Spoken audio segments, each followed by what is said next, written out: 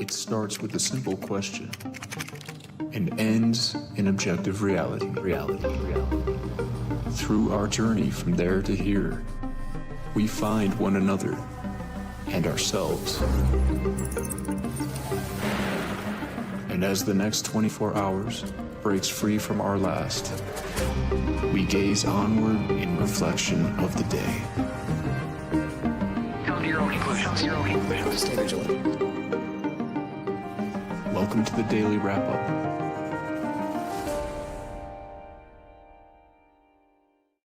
Sunday, October 12th, 2025. Thank you for joining me today. Obviously, large focus today is going to be on the reality of the ceasefire, or the lack thereof, and what's going on, and how frustratingly consistent this has been from the very beginning. But for those that have been following this conversation, I argue you didn't need me to tell you that. But there's a lot more going on around this that I think is very important to tie in. But we're going to go through this in fact, I'm going to start with a point that I think is really important right now in the conversation. That's pretty how I titled the show in regard to the ISIS-linked gangs. But I'm going to start with some other things that I think are important to sort of set the table before we get into the ceasefire conversation. But I'm going to start with that so you don't miss that, because it's just wild what some of these propagandists are doing right now. No, clearly, in my mind, planning it this way. But there's a lot of other things that I want to make sure we go over, including, like usual, the influence of the, part of, like the two-party illusion, the propaganda media control, but the partisan mainstream alternative media part of how that's playing out today. And I think a few other things that I wanted to include that I think are just important to lay out and really, I think 4 or 5 important points that are sort of just two-party illusion. I think at this point, people who support Donald Trump and this current administration being misled about what they're really doing. Don't ever take that as a partisan point. It's about the power structure lying to the people who support them most, whether that's Biden and COVID, or Trump and COVID, or Bush and war on terror, wherever you look, whatever side, whatever partisan game, people being misled for the interest of the power structure, for the government, for the control over your life. But before I get into it all, I think what I've noticed a lot in the last couple of days, I keep getting this similar kind of, you could argue, people who think this. I tend to see this as sort of a manipulative thing or a bot or something like that, but you never know. They could be parroting something they saw, but getting the same kind of thing like, oh, you're such a broken record. Oh, you're just saying the same things over and over. Maybe, but whatever I'm doing, what I'm discussing is always what I believe is important, from the heart, what I believe in, what I think is important with the source material. But my point is, even if you think that, or even if that may be the case, I'm going to go with what I believe, what I think. I'm guided by something beyond just what's in the headlines and even what everybody else thinks and what you guys want me to cover. I consider all these things, but you guys know I go with what I think is most important.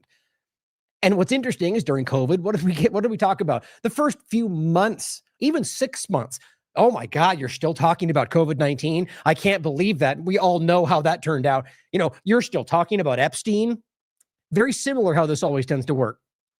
Right now, I'm getting that because I think a lot of people are trying to push certain people away from, I think the whole fake, we got the ceasefire, the war's over, we won kind of movement. That same thing with Trump when he got elected. We won, it's over. Everybody stopped caring about everything, which didn't happen. But in this case, we saw that, and they were really trying to push that in, and we could prove they were still bombing when they said that. And I'll go over that today.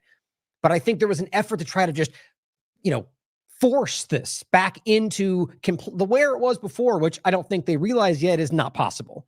There's no going back to the lies that were controlling the Zionist under the reality of what Zionism is in the world. But I just want to point that out as it's interesting so let's just say talking about Israel, for example. I laughed when somebody said that to me earlier, because I'm thinking, okay, well, what should I just lie to you next time to mix it up? Or what are you expecting from me? If Israel continues to do these things, I'm going to continue to say, look at what Israel's doing, or every other thing we talk about. So it's funny that the broken record, like with COVID, is just continuing to look at what they're still doing. Look at how much we can prove that. But as well as those that follow this platform, that the headline, represents what, 20% of the entire show, if that. And it can be a really long focus on a really important thing, but I can't put everything in the title. So usually you recognize people who make those claims. It's clear that they don't even actually watch the show. In any case, what I'm trying to get across is that don't be swayed by even genuinely what everybody else thinks and says and what they're doing. Let your principles and your integrity and what you believe in your heart and what, your instincts guide you, and question all of it and wait for facts and important information. But overall, I think we all sense that something very large is happening. And the way that these power structures are grappling, floundering, I mean, in really obvious ways all across the world. Some of them starting to kind of shift sides and call out what Israel's doing. We're watching something very large take place. And I don't even know if we truly grasp how large that is. But today, let's get into the focus of this development, the part of the story, that I think, again, the technocratic side of it, the Zionist side, the globalist side, all these things in my mind are all connected in the one kind of larger nebulous agenda. That doesn't mean that everybody within it is all thinking the same thing. And everybody politically, presidents, congressmen, individual people online have their own personal agenda. But recognize that it's pretty easy to see that these things are interconnected, even if it's just that they all recognize that if they work alongside, they can gain more power or influence. But the bottom line is it's very obvious that what's kind of unraveling is so central to the lies we're told, to the history we're taught, to just everything we've talked about. So again, the ceasefire part of it is, I think, very relevant, not only because it shows you that they're obviously continuing to do this, they had no intention of actually stopping this, but that this was, I mean, let's put it this way to kind of cap off the beginning, is that the United States government has every possible tool to stop this from happening. You could argue others, the UK even probably has a lot of influence on this, but from an American perspective, it's quite obvious that the US government, if they wanted to, could stop this instantaneously, and they don't. Yet, as we all see it, as even the Republicans are starting to make this more, and yet they keep going. There's just no misunderstanding that. You can try to define it, and what you're seeing is influence over policy. You're seeing the U.S. government take action that's to their detriment, even amongst their constituents, for a foreign power. Now, you can discuss why, again, Epstein, blackmail, but you can't deny what we're looking at. So watch as they continue to support what's happening. And if we see, let's say, Donald Trump or even the next president finally switch and shift, that in my opinion will mark a very massive change in the way we've seen governance exist in this world, in this country, most importantly, for a very long time. But the parts that I was going to start with, that I don't want you guys to miss, this is going on right now. Now, I titled this today that they, as every other time before it, Israeli government had no intention of even beginning a ceasefire, let alone upholding that. And the point was, as we already been reporting, the ISIS-linked gangs, this was covered by Haaretz. This is a very real, open, public conversation from, even from within the Knesset, from within their government, openly discussing and debating whether it was okay to work with these ISIS-linked elements. Or, as we probably all should know if you watch this show, just the fact that the U.S. and Israel governments are absolutely, without question, supporting, funding, working alongside ISIS al-Qaeda elements. Like you can quite literally prove to yourself in Syria. There's just no debating this anymore, and there really never was before. Now it's just even more conspicuous. So knowing that, understanding the GHF, the humanitarian foundation group that they were working, that those were ISIS-linked gangs. If you go back a step further, you can prove that those gangs they were working with were the very central reason, and by design, that the food process was being so manipulated. And there's other aspects to it, just them not letting trucks through, any number of things. This was important to recognize that the stuff that did get through was seized on after the crossing by these ISIS-linked gangs that they were working with and have been long before this. We've reported all this. These things just don't break through. And then those groups would either steal it, use it coercively, sell it at incredibly higher prices, and all of that we blamed on Hamas. So now, and after the humanitarian foundation, where they were witnessed, watched, documented, sniping children, sexually abusing people seeking food. This was all very openly covered. Now we're at a point where we were in the midst of potentially seeing another ceasefire. And remember, this has been going on throughout all the rest of it too. And so what seemed to happen different this time was with Israel decided to sort of try to make a transition into letting these groups continue their genocide to make it as simple as possible. We'll go through all this in depth. I'm just opening with this for a clear reason you'll see. And so this is an article from Haaretz in June of 2025, talking about this very conversation. What's wrong with that? How Israel trained and armed an ISIS-linked Gazan militia.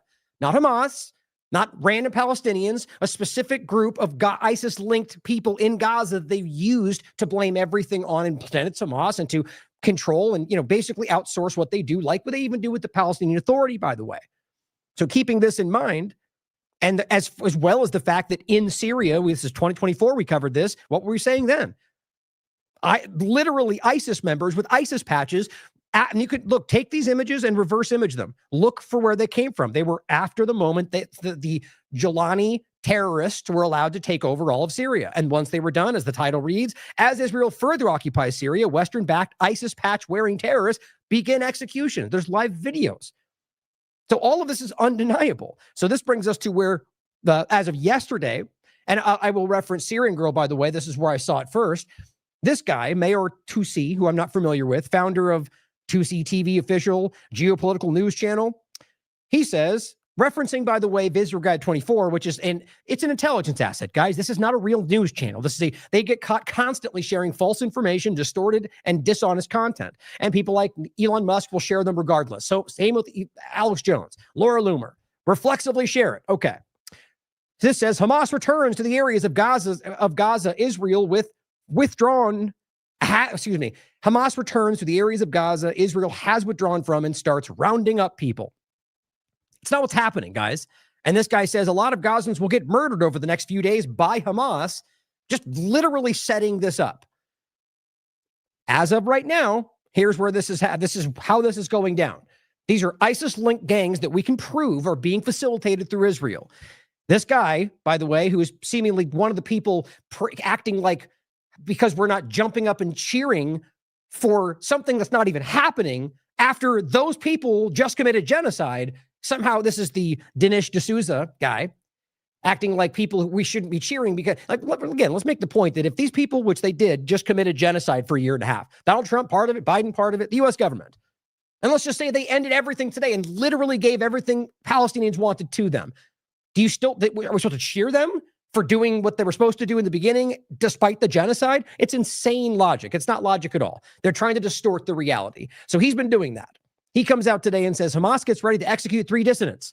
This is the group that Tucker Carlson insists is a political movement. They're talking about Hamas. So Dinesh, are you in Gaza? Can you confirm that these are Hamas members? Or are you just saying Hamas because anybody there that's with a gun must be Hamas? I mean, it's just lazy. I wouldn't even call it journalism.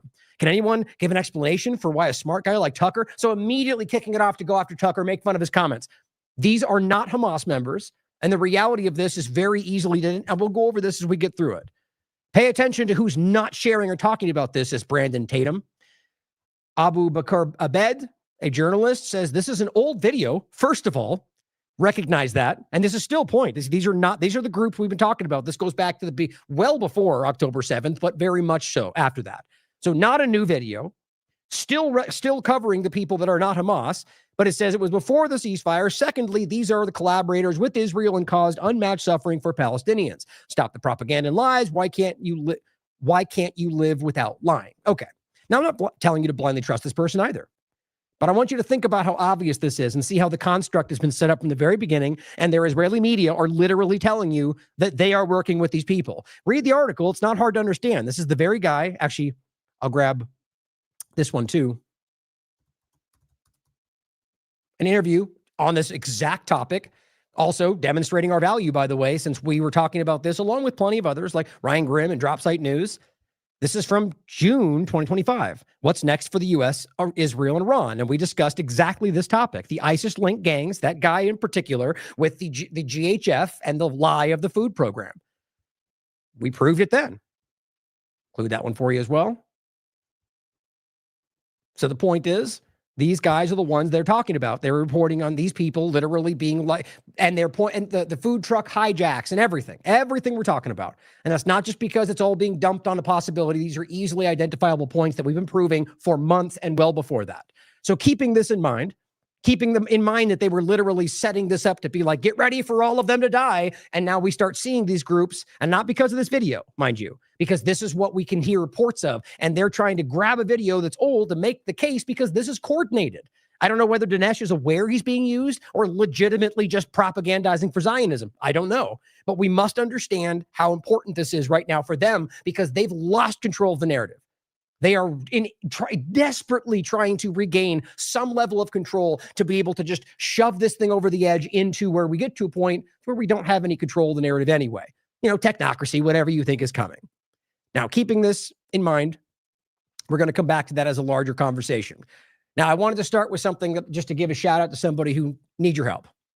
And before we, and what we're going to get into to start is going to be some important conversation around, I guess, just a rapid fire reality of lies being spun by the government and why those things might be happening. And from there, talking about how these things overlap with coordinated influence of the conservative movement. But, as always, just people out there with influence and Israel trying to control their view, and how that overlaps with what's currently happening in the framing from both sides of the media paradigm. How dare Obama not praise Trump's ceasefire that's not happening, says CNN. Yeah, yay, CNN's on our side. We're winning. We'll get to that. Now, Zoe has been doing outstanding work. We've interviewed her many times. She did a 2-part series. Here's part 1 for the Last American Vagabond, and plenty of other content out there. My Life in the Thrill Kill Medical Cult by Zoe Smith. Now, I wanted to shout this out for a reason, because a lot of people in this field who I argue are doing the right things for the right reasons. She's one of them. Going at this the way that, honestly trying to break these things down in contentious information that will never make its way through the mainstream media field in any content. Largely books is what I'm talking about, but really anywhere. She put her life into this, into writing the books, into covering the information, whistleblowing about the reality of the medical field at a time well before, right in the midst of what's going on in COVID-19, mind you. And so since then, she's been getting attacked like a lot of us have, but to a severe degree. She was recently manipulated by the police. Whether that's related or not, you can decide for yourself. The long story short is that she is somebody out there fighting for you. If you have it in there to support her in any way, here's her information. I've actually downloaded this on the website, on the server. So the link here will be in the show notes. It's a TLAV link. It'll have if you wanted to use the barcode, I recommend using she has her Venmo link right there, or the name you can search. Just show her some support, guys. I rarely do that from, in general with the TLAV audience, but this is somebody who's a part of our circle. She's a part of our she writes for TLAV. She's been doing a lot of great work for a long time. So if you can find a way to help her, please do. She deserves it. And we'll be talking about this more. Just supporting her work, but also just keeping you updated on her trials and tribulations of, doing the right thing. And I'll include this link, by the way, if you guys can check this out.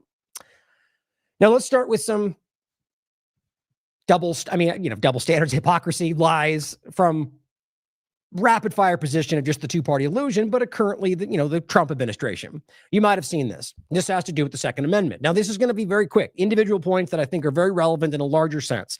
This one, I wasn't even sure about, to be honest, because at first saw it, I felt like it was sort of being misrepresented. And in a way it is in some cases.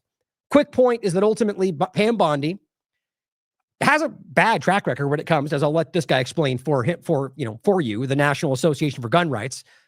From a Republican perspective, I'll let him discuss this himself, just briefly. The part of it is that recently she allowed a ruling, and I'll let him explain it. And I'll, in fact, even have the link, I think, or the image down here. Yeah, here we go. You can read all through this. That basically, as they say, the straw that broke the camel's back, why they put this video out, calling for her to be fired, is allowed this ruling to basically allow in an abstract way I guess either the access to lists or making of lists of people in these Second Amendment groups. Now, again, like I said, it's not as on the nose as, let's just say, like gun laws or confiscation, or even making a list of her own, for example. But it's still important. And I'll let him say this for himself.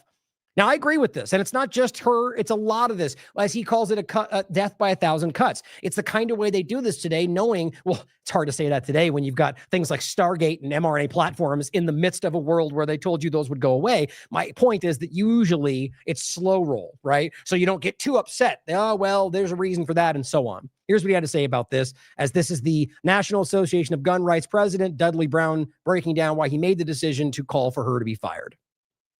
Our National Association for Gun Rights is calling for Attorney General Pam Bondi to be fired. That's a tall order, and that may catch some of you off guard, but allow me to make the case plainly. Like many, we had severe reservations about the nomination of Pam Bondi.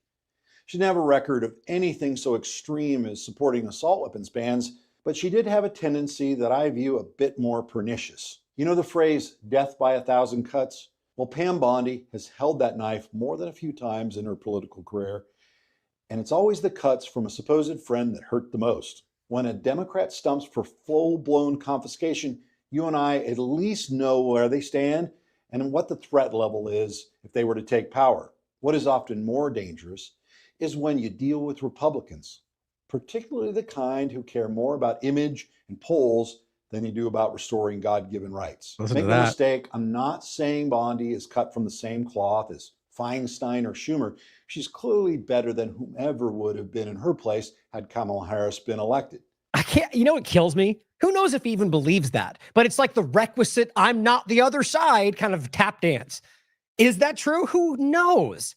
I think they're all the same, quite frankly. I think literally as we watch this go forward, it's hard to even argue that the other side would have been worse. It would have just been with some woke flair of the left side.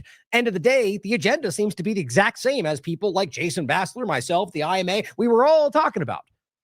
But it's interesting that he has to go, well, I'm not saying she's like them, but this is bad. But what's weird is he's almost saying that it's worse. Like that it's because it's more obvious with them. She's doing it in a slow, surreptitious kind of Yeah. So, but what's the point? It's the same outcome. That's what he's trying to highlight here.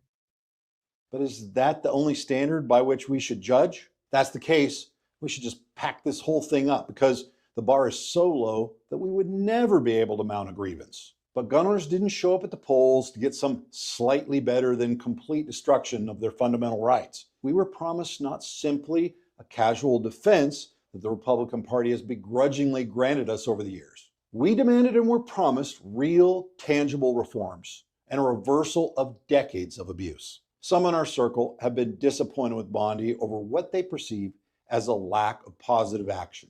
They're saying that the goal is unguarded and she won't make a strike. But it's much worse than over-promising or under-delivering. She's actively been playing goalie for the other side. See, now that's that's almost worse, arguably, right?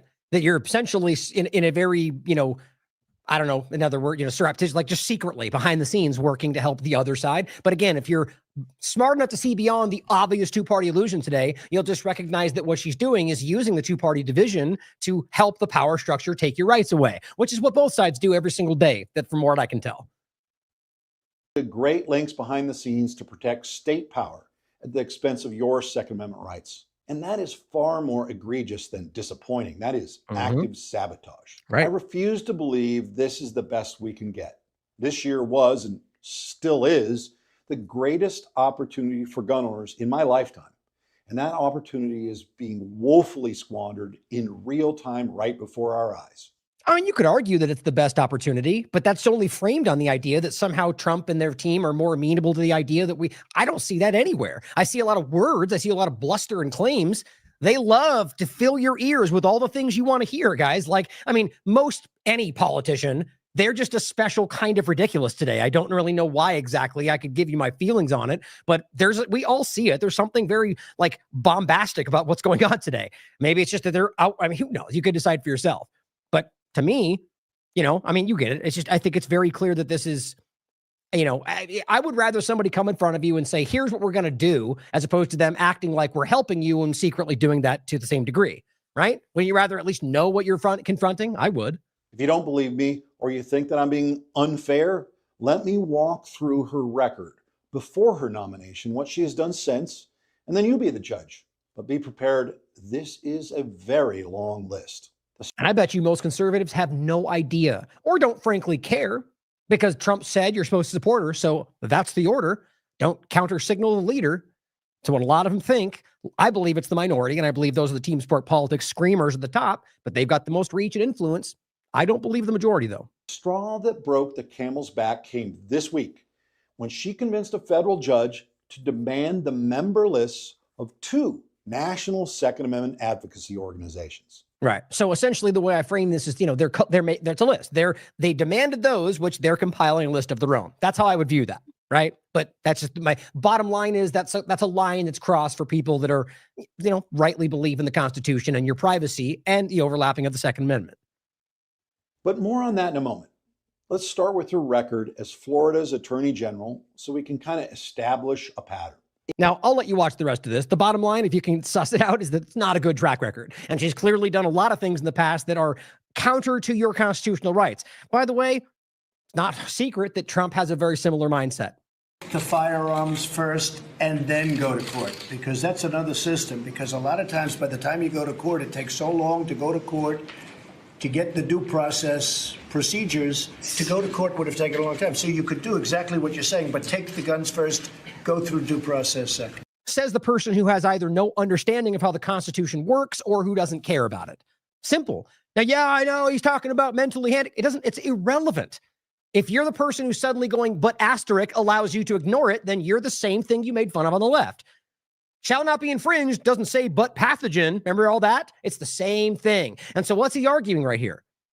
It takes too long, so let's ignore their rights. Isn't that exactly what we heard with the immigration conversation? Is that exactly what I could make the point everything he's gone over, guys.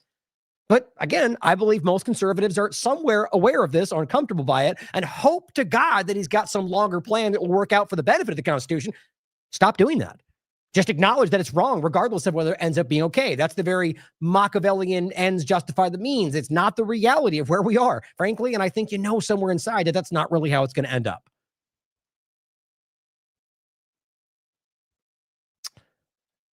So, make sure I didn't. Oh, sorry, that was just the next tweet below it. Yeah, just so then he includes he's got the thread down here with all the source material to get, if you want to dive into it, the links and where it comes from. Now, another one is in finance. I think it's important to point this out. I hadn't commented on this, and I honestly, because it's not, unless I found more about it, like something like this, for example, the fact that the crypto market had a massive drop, it wasn't really like, for me, what I like to report on when it comes to news is not like, hey, there's a storm today. That's news, right? But it's not like, it's just look, there's a storm. Except in our world where it's suddenly like a 3-week coverage of how crazy the storm, look at how bad, that's just the same kind of deal. My point is that's crazy and it's reportable because of how bad it was, but was there more to the story? And if not, if it's just a random thing, I don't think that's important for this show. But I did have a sense that, if I put it aside for a very clear reason. More than this kind of thing, but also just, we see the crypto markets. We see the World Liberty Financial with Pakistan and all. There's a lot of weirdness there. And obviously, like a lot of people, I said, okay, they probably just stole a lot of money right there. Not, stole, you could argue that word, but just, manipulated the markets like they do with stock market, the same thing, right? Now, as Menjo points out, Trump accidentally, his opinion, triggered the biggest crypto crash ever. And I think you should very much put accidentally in big quotes there. But it says, or did they just F millions of people at once? And he says, remember what Putin advisor said? You should, because we talked about it on this show. The U.S. is plotting to erase $35 trillion of debt. This is exactly what Catherine's talking about, too. One side of it, they're lowering life expectancy to make up the trillion they're missing in regard to the unbalanced books. But at the same time, here's another way as they shove us into the technocratic panopticon transition to digital money that they could ultimately do something similar. And I argue there's different points to that same conversation, but it says 35 trillion. He said the U.S. He said this before this happened. Are they plotting to raise $35 trillion of debt by moving it into the crypto cloud, then devaluing it at the world's expense? This is identical to what Catherine said they're going to try to do. October 10th, today's decline officially marks the largest single-day liquidation in crypto history. $9 billion. Just like that. Now, that didn't just vanish, you understand. I mean, essentially it did to the world, but there's a manipulation going on here, and I absolutely believe that. What I found interesting about this is just the fact that now, of course, here's a way to look at it, obviously. Question this. Did Russia come out and make this statement because they were planning to do it? Yeah, that's a very valid question. The only difference, though, is there is clearly evidence. Every government in the world seems to be getting involved, but to the same degree that you see Trump's immediate circle doing so, not that I can see. So that's why the evidence slants that direction, but we don't know for sure. Very much ask the question whether maybe they're working together. That would even be more likely to me when you break down how things have gone over the past. Any sense, this is an interesting time where we're all on guard for the digital transformation, and this kind of thing happens. You want my personal opinion? I'm not a financial investor. Hodl. Believe it, because every time I've been in this in a long time, and the reality is every time you see this, people sell and they jump away. I think that's the design. Get you out of the way, consolidate everything, and then there's, they don't want the average people to benefit by their shenanigans, in my opinion. But, you may lose a lot in the meantime. That's why most people, the game is not to, I'm not going to get into all that. The bottom line, though, is that I do think that this is very manipulative. And I think that the Trump administration with larger powers is absolutely, my opinion, behind this kind of fluctuation. Now, I'm not saying Trump personally, but I just mean the Palantir technocratic kind of swirling circle around him, I think, is very much involved with this. Catherine and I had a great interview. Trump, it's called Reverse Robin Hood. Why has Trump become anti-capitalist? Many points right in this opening section will relate to this. We talked about the FCC. We talked about Intel, TikTok, NVIDIA. I mean, there's like endless amount of examples. Her opinion is that he's the most anti-capitalist president in history. You can decide. You can call her wrong. She's the financial expert. I think the point is that it wasn't about one versus the other, like people kind of felt like the title was implying. It's about the reality that they're all deceiving you. Fascism, communism, the government as a whole is trying to seize control of remove the fact that they want to go back to feudalism. That's where I think we're going, techno-feudalism, quite frankly, and I'll even grab that for you. But I think that's the idea. Oh, that's the wrong one. Is to drive us back to that place. I've said that many times, right? It's a place where the centralized power is so strong that they don't care what you have to say. But on top of that, that even if you do have something to say, it won't be seen because you're in a digital panopticon.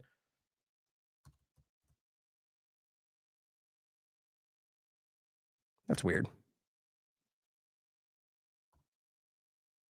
Huh. Oh, I know what it was.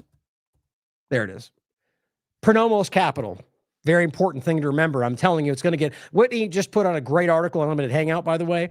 And I want to share something with you, but I don't want to jump the gun a little bit. We have some good things coming your way, but she just put a great article that I'll probably touch on very soon.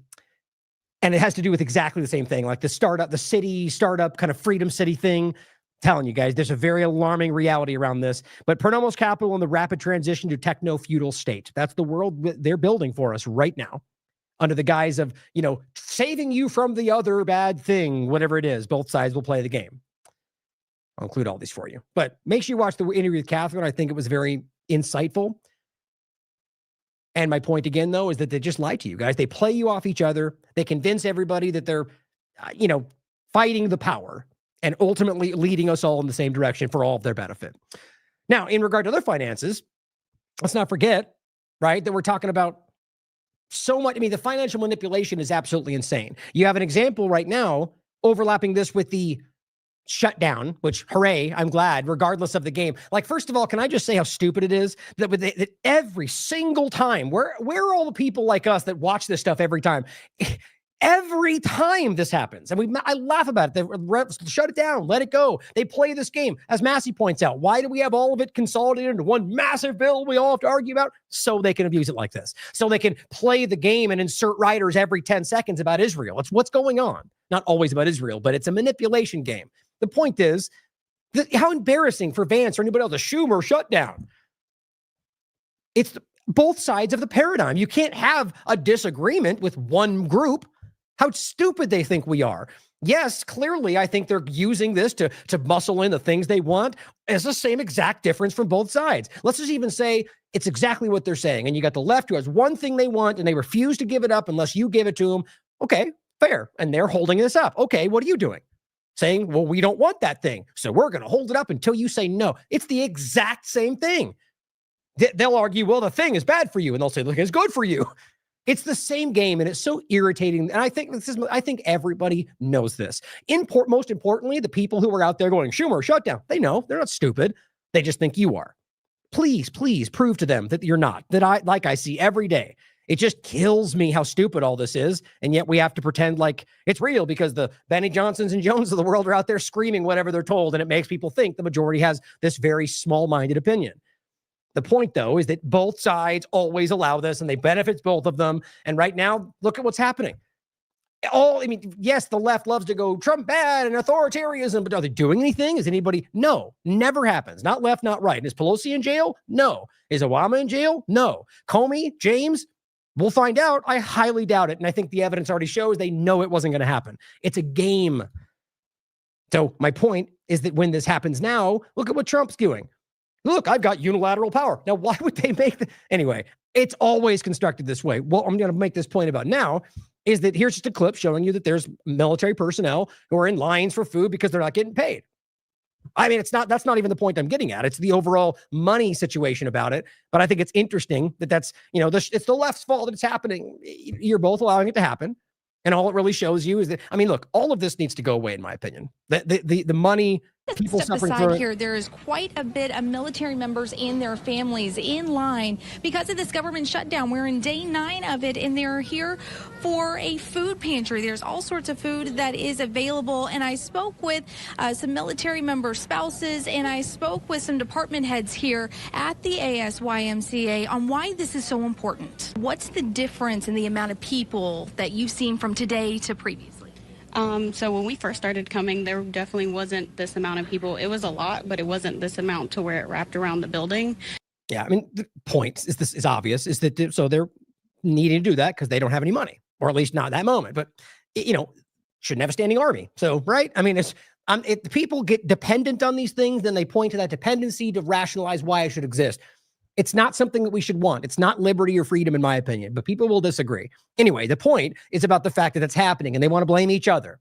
Well, if you cared about the military, then wouldn't you, the end of the day, the lie about the health care for immigrants, everything is usually based on some kind of a bluster or fabrication, because usually you can tell that at the end of the day, they both benefit from the continued manipulation of you. It's kind of this always game that we can see. But as he writes, Argentina got $20 billion this week, by the way. Right. So your military personnel can't feed themselves, but we're giving $20 billion to Argentina, or we're giving billions to Israel. That's the quick overarching point. They can sure as hell find money to give to people like this clown. This is Javier Milei, the president of Argentina, literally out singing at a rock concert because he's apparently also a rock star. These are ridiculous clowns. It's Donald Trump from his reality TV show. You could kind of go across the bar. You look at what we're transitioning to. And as David Icke points out, Trump's just bailed out this guy. $20 billion, a mate of Elon Musk, as he destroys the Argentina economy, because that's what's happening. And of course, the argument is he's fighting the deep state left. And so who cares if he destroys everything? Look at Bukele. He's fighting the deep state left. And that's why we remove civil liberties. You guys are literally cheerleading the deep state that you think you're fighting. But he says, make that for destroying the Argentina economy. Global economic stability is being dismantled to force everyone into poverty, dependency, and control. They don't want competent politicians in service to the population. They want morons who will follow the script. The world over, they've got them, right? Donald, Keir, right? Yes, obviously. But this is just embarrassing. This guy's literally performing a rock concert. And he's bad, by the way. Not that that matters. Now, another point around finances, Gunther Eagleman, of course, comes out and says, whatever they said is great because I'm a cheerleader. No, what he said was breaking, of course, because it's immediate. No, it's been reported 75 times a couple hours earlier, but breaking. He says President Trump just announced he has got an estimated $18 trillion in commitments and investments to America. This is huge. We're winning. Okay. The point, regardless of the fact that it seems to be inaccurate or completely untrue, as every other thing that every government, this is not Biden. You could argue he just doesn't know because he's senile, but said a lot of things that never actually happened or were not true. Same difference for Trump, guys. I think both of them lie to you all the time because they want to sell you on an idea. My point is that he made similar statements about all kinds of deals with foreign governments that didn't even exist. I could go down the list every single day from the many things that they scream about that are absolutely false. The point for me is not that he's saying things that are false, but that people like Guntherman come out and go, what he just said. Trump just said things. Breaking news. Everything just changed. No, he just said things. Breaking news. Politician lies. It's just wild to me that these people, and it could, who knows, maybe it'll turn out to be reality. 18 trillion, I highly doubt it. Now, what's funny about it is you read it, it turns out that most of these, or some of them, overlap with Biden's commitments from before, or are just outright misrepresenting the amount. Remember Doge and all the savings? Come on, guys. But what's funny is how often this happens. Here's an example. This is from, rare earth minerals. That's conversation. We've been talking about that for a decade. Now China's saying we're going to restrict that, put some, what's funny is that Trump screams about that, even though it's almost exactly what he's doing with tariffs to control that situation. China's got the vast majority of them. I've said that for years. You knew this was coming. And that's, you're over there poking them in the eye every day, maybe if it's what actually is happening. But the point is that they did this and now they're direly in need of rare earth minerals. And I argue that's largely why we saw what happened with Bolivia. That's why I think we're seeing what's happening with Venezuela. That's why I think we're seeing this all over the world for rare earth minerals. Afghanistan, lithium, gold, oil on top of that. Lithium being one in regard to the AI, but also gold, also oil. But rare earth minerals being the AI importance, right? But this happens, right? He makes a big statement. Everyone freaks out because he's kind of following his direction. And he says, don't worry about China. It'll all be fine. Trump says China's Xi just had a bad moment. Okay, so breaking news. Trump just said everything's fine. We're all good now. No problem. We all win. Or he just said something. It's probably not even true. But the point is, go look. Watch as everyone's screaming like Benny Trump just said it's all fine. Breaking news. It's all good. You know, just think about how silly that is, that it gets parroted across and all we have is him saying something when politicians lie like they're breathing. That's the idea, and it's everywhere you look. Daniel McAdams says, this is what I call tyranny. Texas pays $1 billion, $1,405,468,510. Almost $1.5 billion in federal tax dollars for Israel's weapons. Texas, as the state government, you know, Abbott largely was the one that, you know, he's the one that passed all the BDS laws. $1.4 billion for federal out of your tax dollars to fund Israel's genocide. I mean, what are we talking about, guys? This is what everyone in the world can see. Okay, we have the reality of where it's coming from. And we already talked about this too, but Melnick here is calling it out. A huge portion of the chaos that you're seeing in the United States, and we're going to talk more about the ICE immigration overlap and Antifa, by the way. I wanted to do that today, but I didn't want this to be too long, is directly due to one man, Stephen Miller. Most of what's happening, an unelected political operator who by many reports has more authority than cabinet secretaries.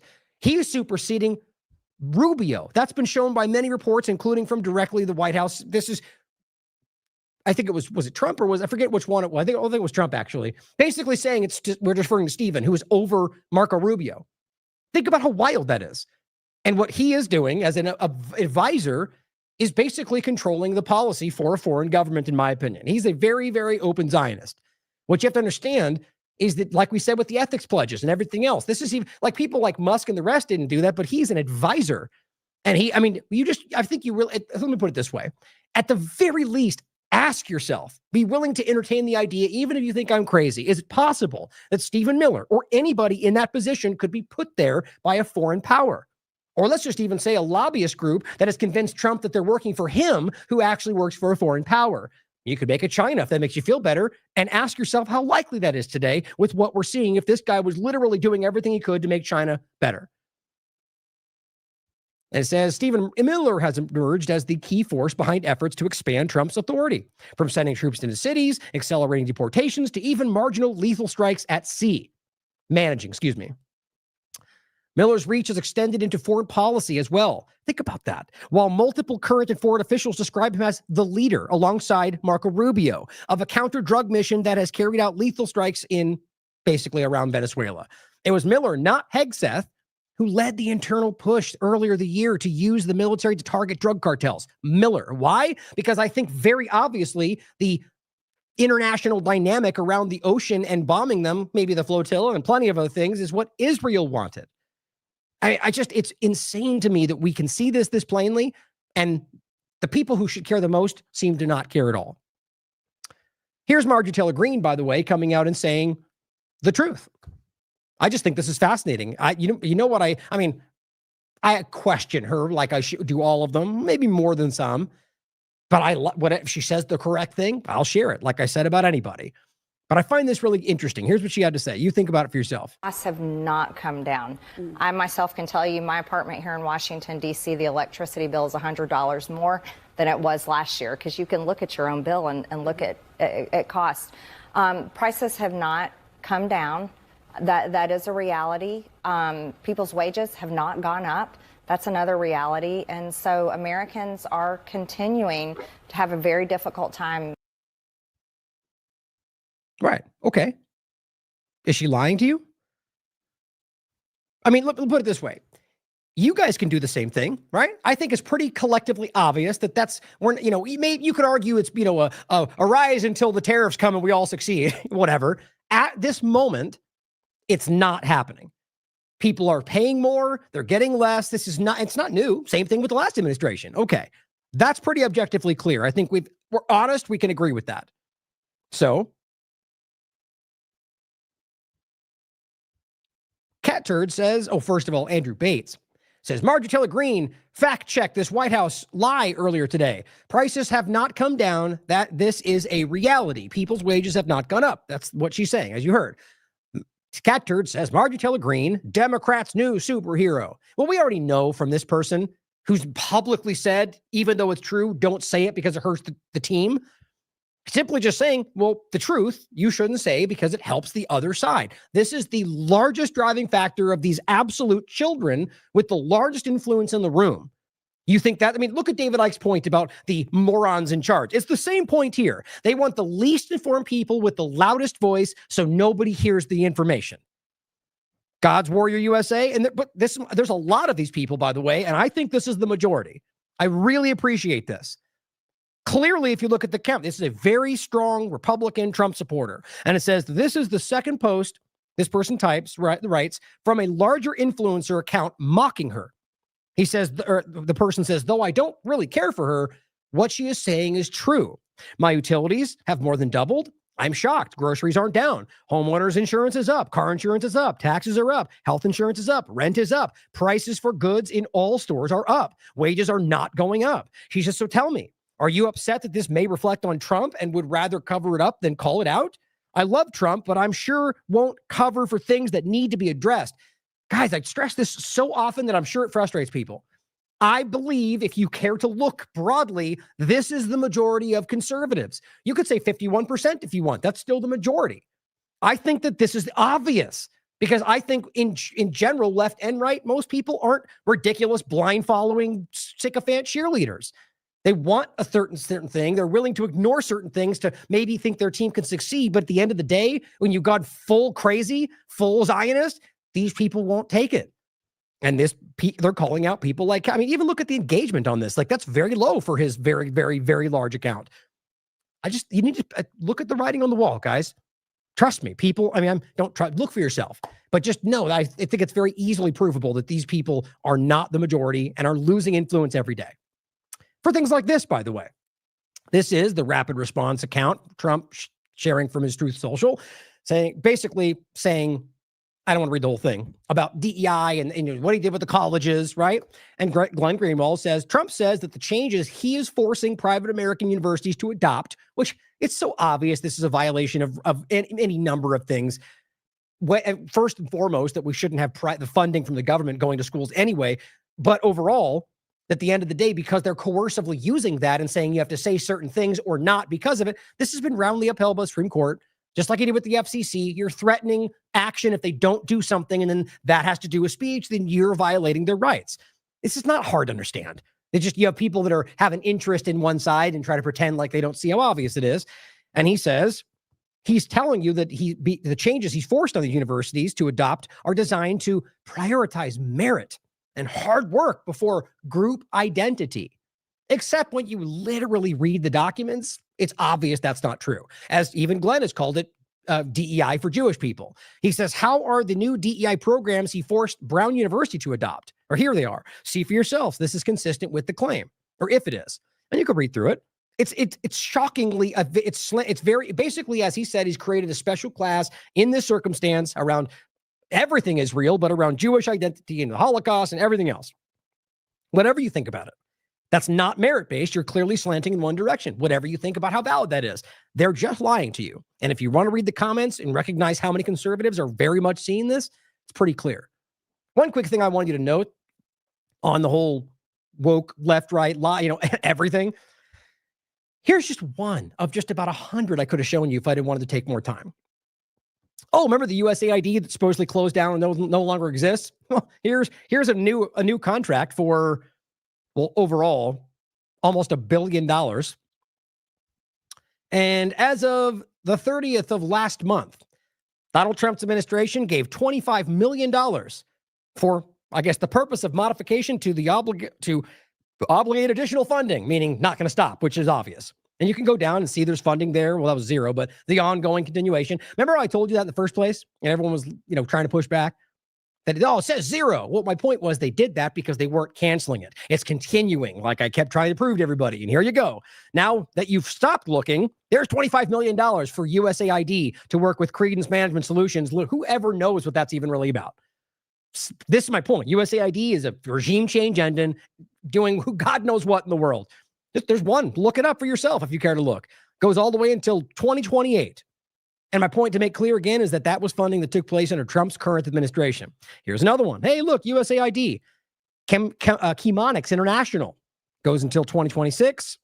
$7 billion. The amount right now, so one in May, one in August, one for $39 million. This one's for $326 million. What for? Look at that. HIV and AIDS. Remember all that big talk we had about the whole, male circumcision, which all those are still happening too? It's amazing what people will choose to ignore. If you're honest, you can look and see that they're still doing all the things they pretended were bad and weren't happy because it's an agenda. They just made you look away by the games they were playing with their shell game manipulation. USAID is still very much active, whether through State Department or not, and it's very much still funding the same kind of things it always has if you just care to look. Donald Trump took a vaccine because that's not shocking news, I guess. And what's hilarious is the way that people responded to this. Edward Dowd says two possibilities. He didn't get a real booster or he's a dumb ASS. That's what Edward Dowd had to say. This is the president's own post where he literally says, in preparation for the upcoming travel, President Trump received a preventative health screening, immunizations, including annual influenza and updated COVID-19 booster. The ones they told you they weren't going to keep doing, even though we know for a fact that it did, because here's the actual documentation from August 27, 2025, 2026 COVID-19, mRNA, Pfizer vaccine, right there.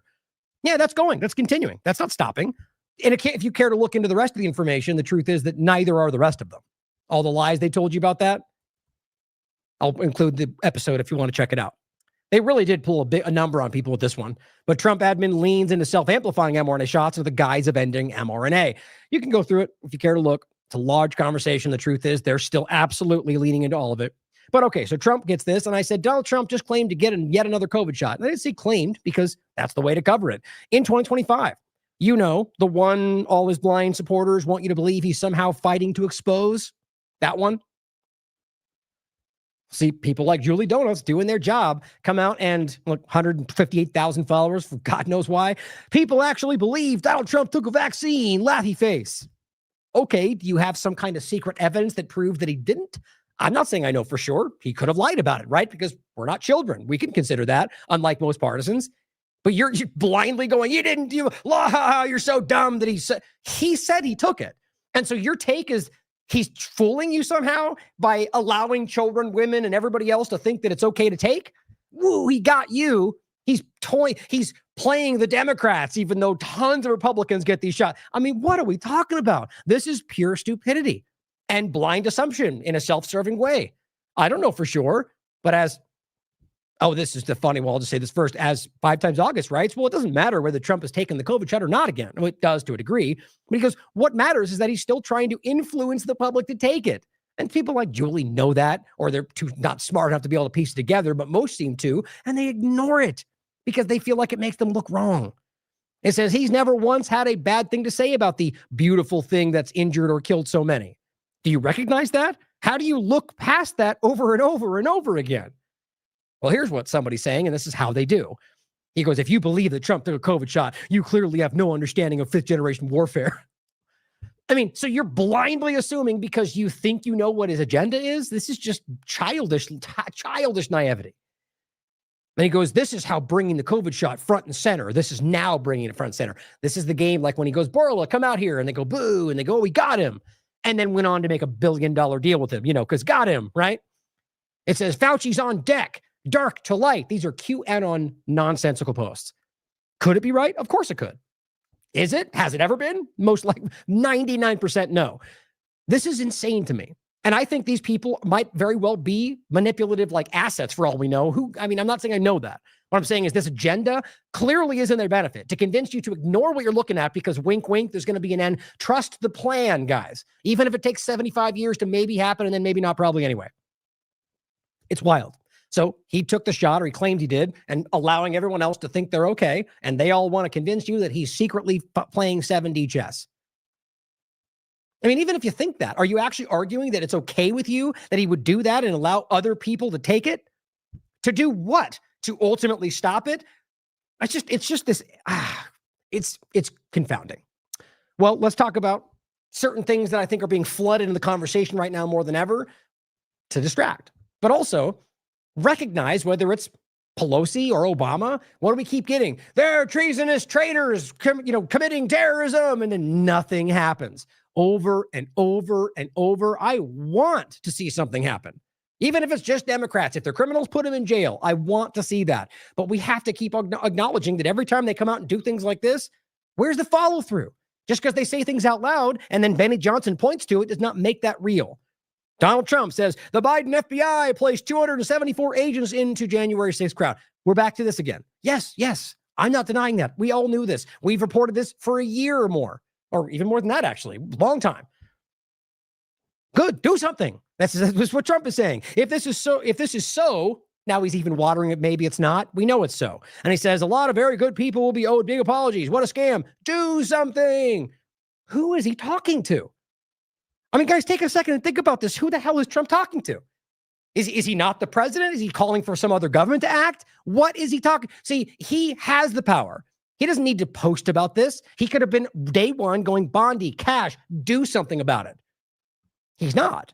So when he posts things like this, he's pretending he wants action. He's feigning movement. And then Benny Johnson comes in and says, in late night post, President Trump says, they're placing the crowd, do something. He's pointing at it, going, Trump, the thing Trump said. Okay.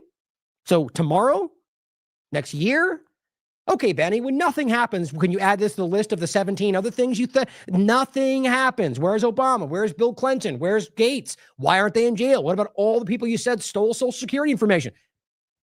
Not a single person, mind you, let alone the Epstein list. But hey, he should do something.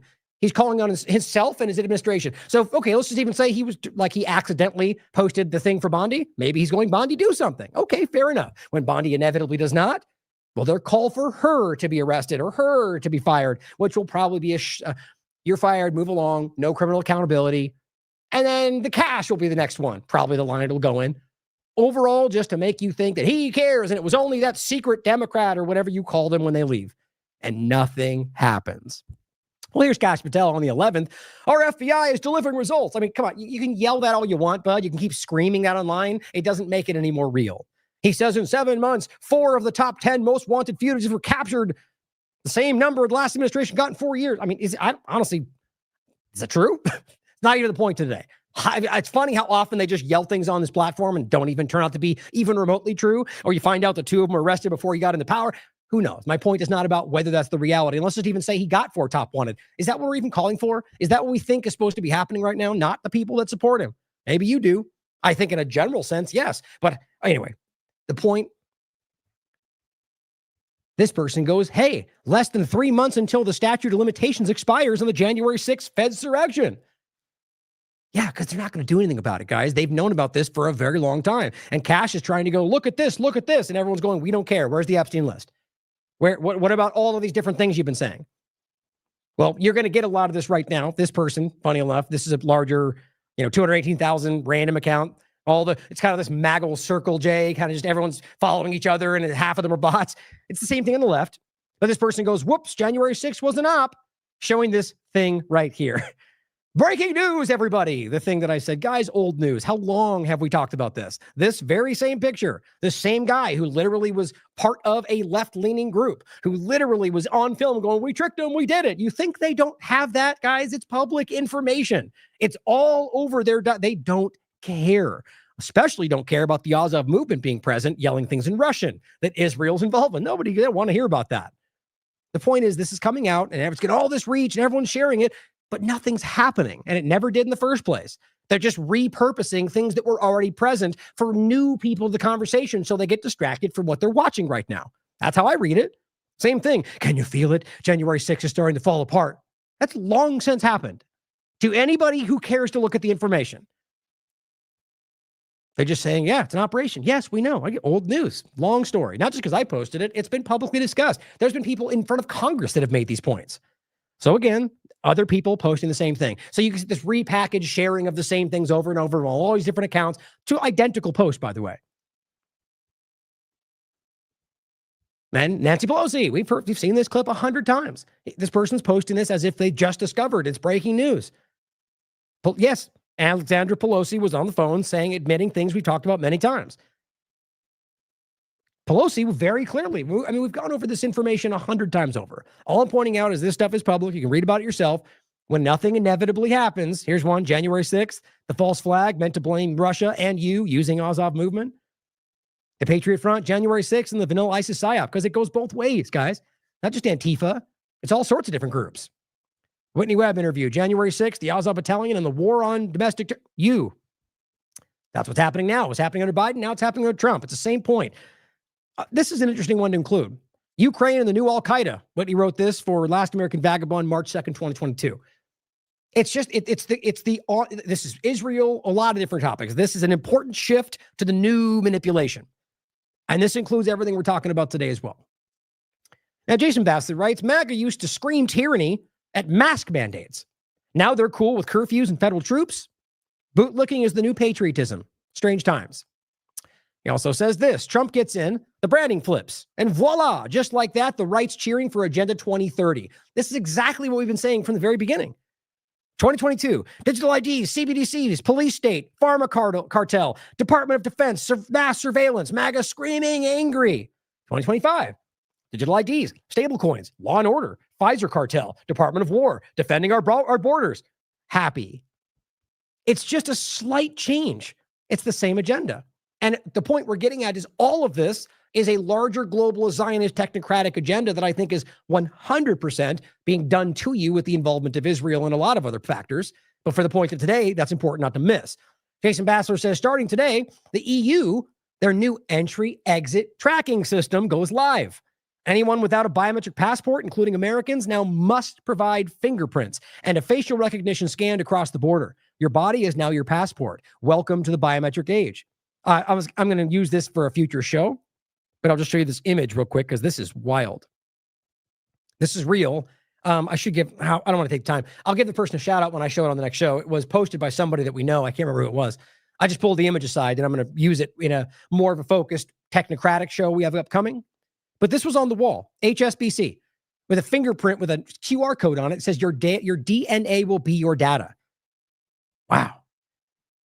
We've been telling you this was coming. Now, the point, though, is that this is very clearly a larger manipulation. Immigration being used in the EU and UK. I remember when I was traveling back when I was, 16? And after that, 17, 18, when I was backpacking through Europe, I didn't need a passport. You needed one to get in, and that was it. I was actually disappointed back then because I only got one stamp. You were allowed to freely travel amongst the countries in Europe. And today, they're using all these things that are largely manufactured to justify what you pretend is making you safer. In fact, it's making you far, far more at risk. But the point, obviously, this is the EU, right? Not the United States. Well, guess what? You already know this. This is a long since discussed conversation. Great. We will finally complete the biometric entry-exit visa tracking system, which we need desperately. For years, Congress has required You've heard it a million times. Biometric entry-exit tracking system. I'll play the end too. In my administration, we will ensure that this system is in place. And I will tell you, it will be on land, it will be on sea, it will be in air. We will have a proper tracking system. Oh, it looks like, I don't know if that's what you meant in the chat. It looks like it might be Spiro that was the one that posted that image. If that is, thank you. Yeah, I think you're right. I think that was him. But anyway, I'll get into it when I break that down in a future show.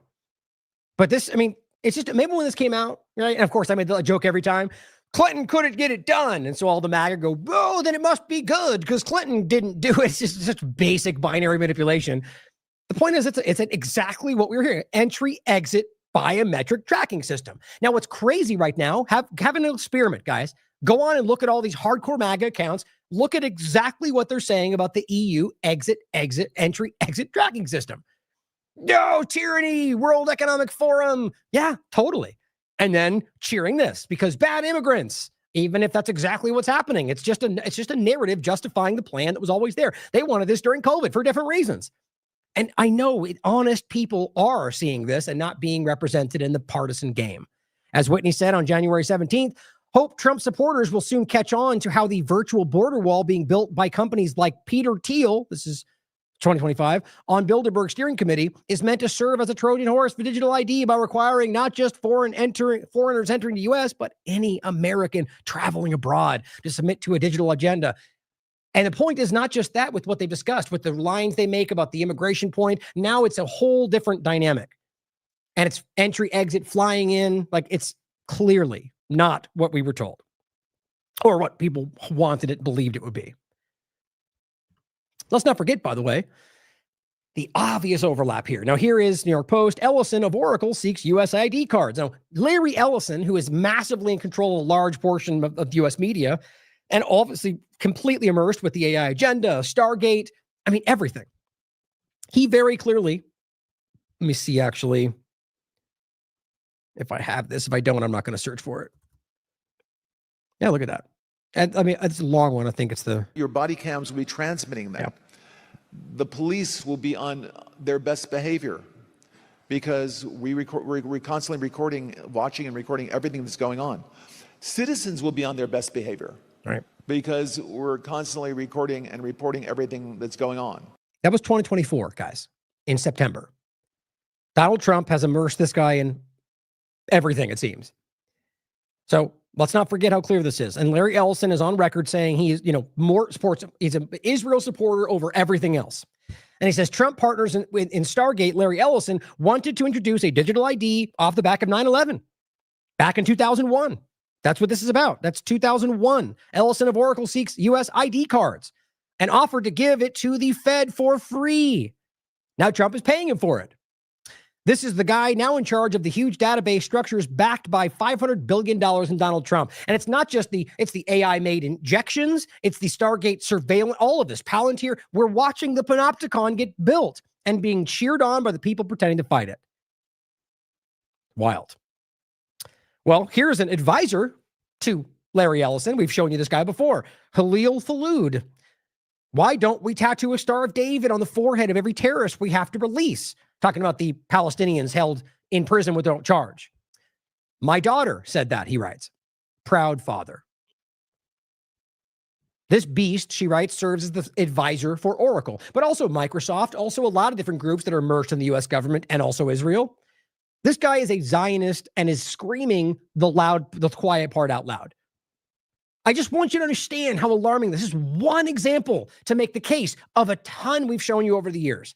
And it's not just Oracle. It's pretty much everyone you can look at right now. We need to be real about what we're staring at, as well as the understanding about what he's actually talking about right there. Tattoo a Star of David on the forehead of every terrorist. Think about saying that as somebody who's constantly pointing at the Holocaust and tattoos of Jews and pointing at the reality of what happened there and making the case of why we always have to be the victim and literally saying, do that to them. It's insane. The quiet part out loud. Now, on top of that, this is not new and it's very, very authoritative. I mean, this is why people can overlap with Zionism and point to Nazism. Okay. Look at low-key. Israeli tanks have seared a Star of David into what used to be Katiba Park for families in Gaza. Literally drove the Star of David, which is not the sign of Jewish people. It's a sign of the Israeli government. It is a Zionist symbol that has been used to hijack Judaism. The sign of Judaism is the menorah, I believe. Now, this also happened, and we talked about this. Israeli policemen beat up a Palestinian resident and literally branded his face with a Star of David. See? Not new. And in case you think quickly, oh, fake news, conspiracy, here's Haaretz. 7 Israeli cops expected to be tried for stamping Star of David on Palestinians' face.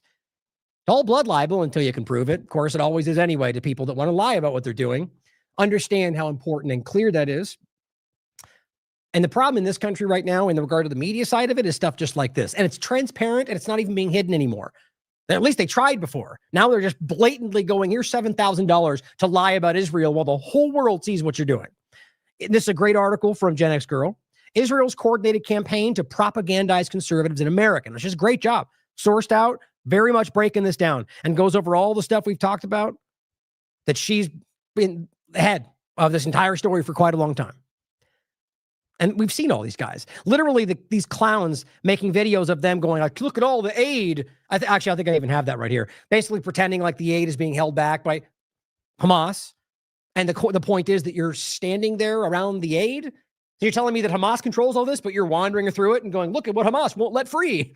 No, it's being held provably. That's everyone else in the conversation, from UN to human rights groups, will tell you that the food is being withheld by Israel. They have lists. They'll tell you those aren't allowed. And these clowns just go out there and lie. That's what they want from them. So this is the important part. Here's one of those clowns. And this is the point about, like, the morons, right? Using dumb people that don't even realize or are too shameless to care, like a loomer, I would argue, to push these lies for you. Max Blumenthal, the city of Hallandale Beach, Florida, has officially named September 29th Xavier Day in honor of Israeli-sponsored online influencer Xavier Durasu of PragerU.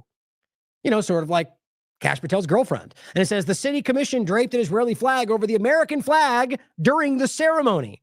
Guys, this symbolism is insane. You can't miss what this shows you.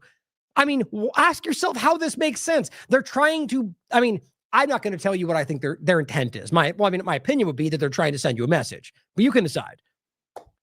Your cover, why wouldn't you put it next to it, guys? That's not a joke. Look it up. They covered the American flag with the Israeli flag, when these are the people that are being paid to lie to you about the genocide. And your favorite guy says the same point. These are the people that are claiming Dearborn is a problem when it's literally them. Every accusation is a confession. Now, here's a point that I think is important, just to go over a couple of the things that are happening around this. Now, this will be touched on, I think, in either tomorrow or the next one when it comes to Antifa. Because the lies they're spinning around this, it's just outrageous. Not to say that there's not, obviously, like we said, with the Patriot Front element to this, but they're saying anyone with a black shirt and a mask, or one of those things, or protesting ICE, or Antifa, period. There's no deeper thought on this. And all those screaming right idiots out there are doing the same thing. Look at all the Antifa. How do you know that? Aren't they just people out there protesting? I'm not denying that there's an organized element to it. What's so funny, they point to all the politicians out there going, there's no such thing as Antifa, and then pretend that's what everybody else is saying. It's the mainstream alternative media, the mainstream media game. They do it every day. They've lost control, and they want you to believe, as they point to each other, that that's what everyone's doing. Guys, most people aren't stupid enough to argue because it's a provable point. There are obvious financial networks through Antifa, but then I'm also not stupid enough to say that literally everyone in a black shirt is part of that. It's lazy left-right paradigm stuff, and it happens every day. So we're going to get into that more. This is just an example of one of these overlaps about the way that they're dealing with these protests. Isn't it interesting how the stopping the crime in the country and immigration conversations just got mashed together, which is what, yes, one is a crime, but the point was it was supposed to be like the lawless cities, and it just seems ICE and FBI just rounding up people that are brown. And you may not think that if you're just blind to what's happening. It's objectively obvious. I have 1,000 examples I'll show you in the next show, and I've done it every time. But the point is that you got people protesting for Palestine, for example, just like in the beginning, and that just became the same conversation. Jihadist, Muslim, invaders, immigration, it's the same thing. They just mash all this together.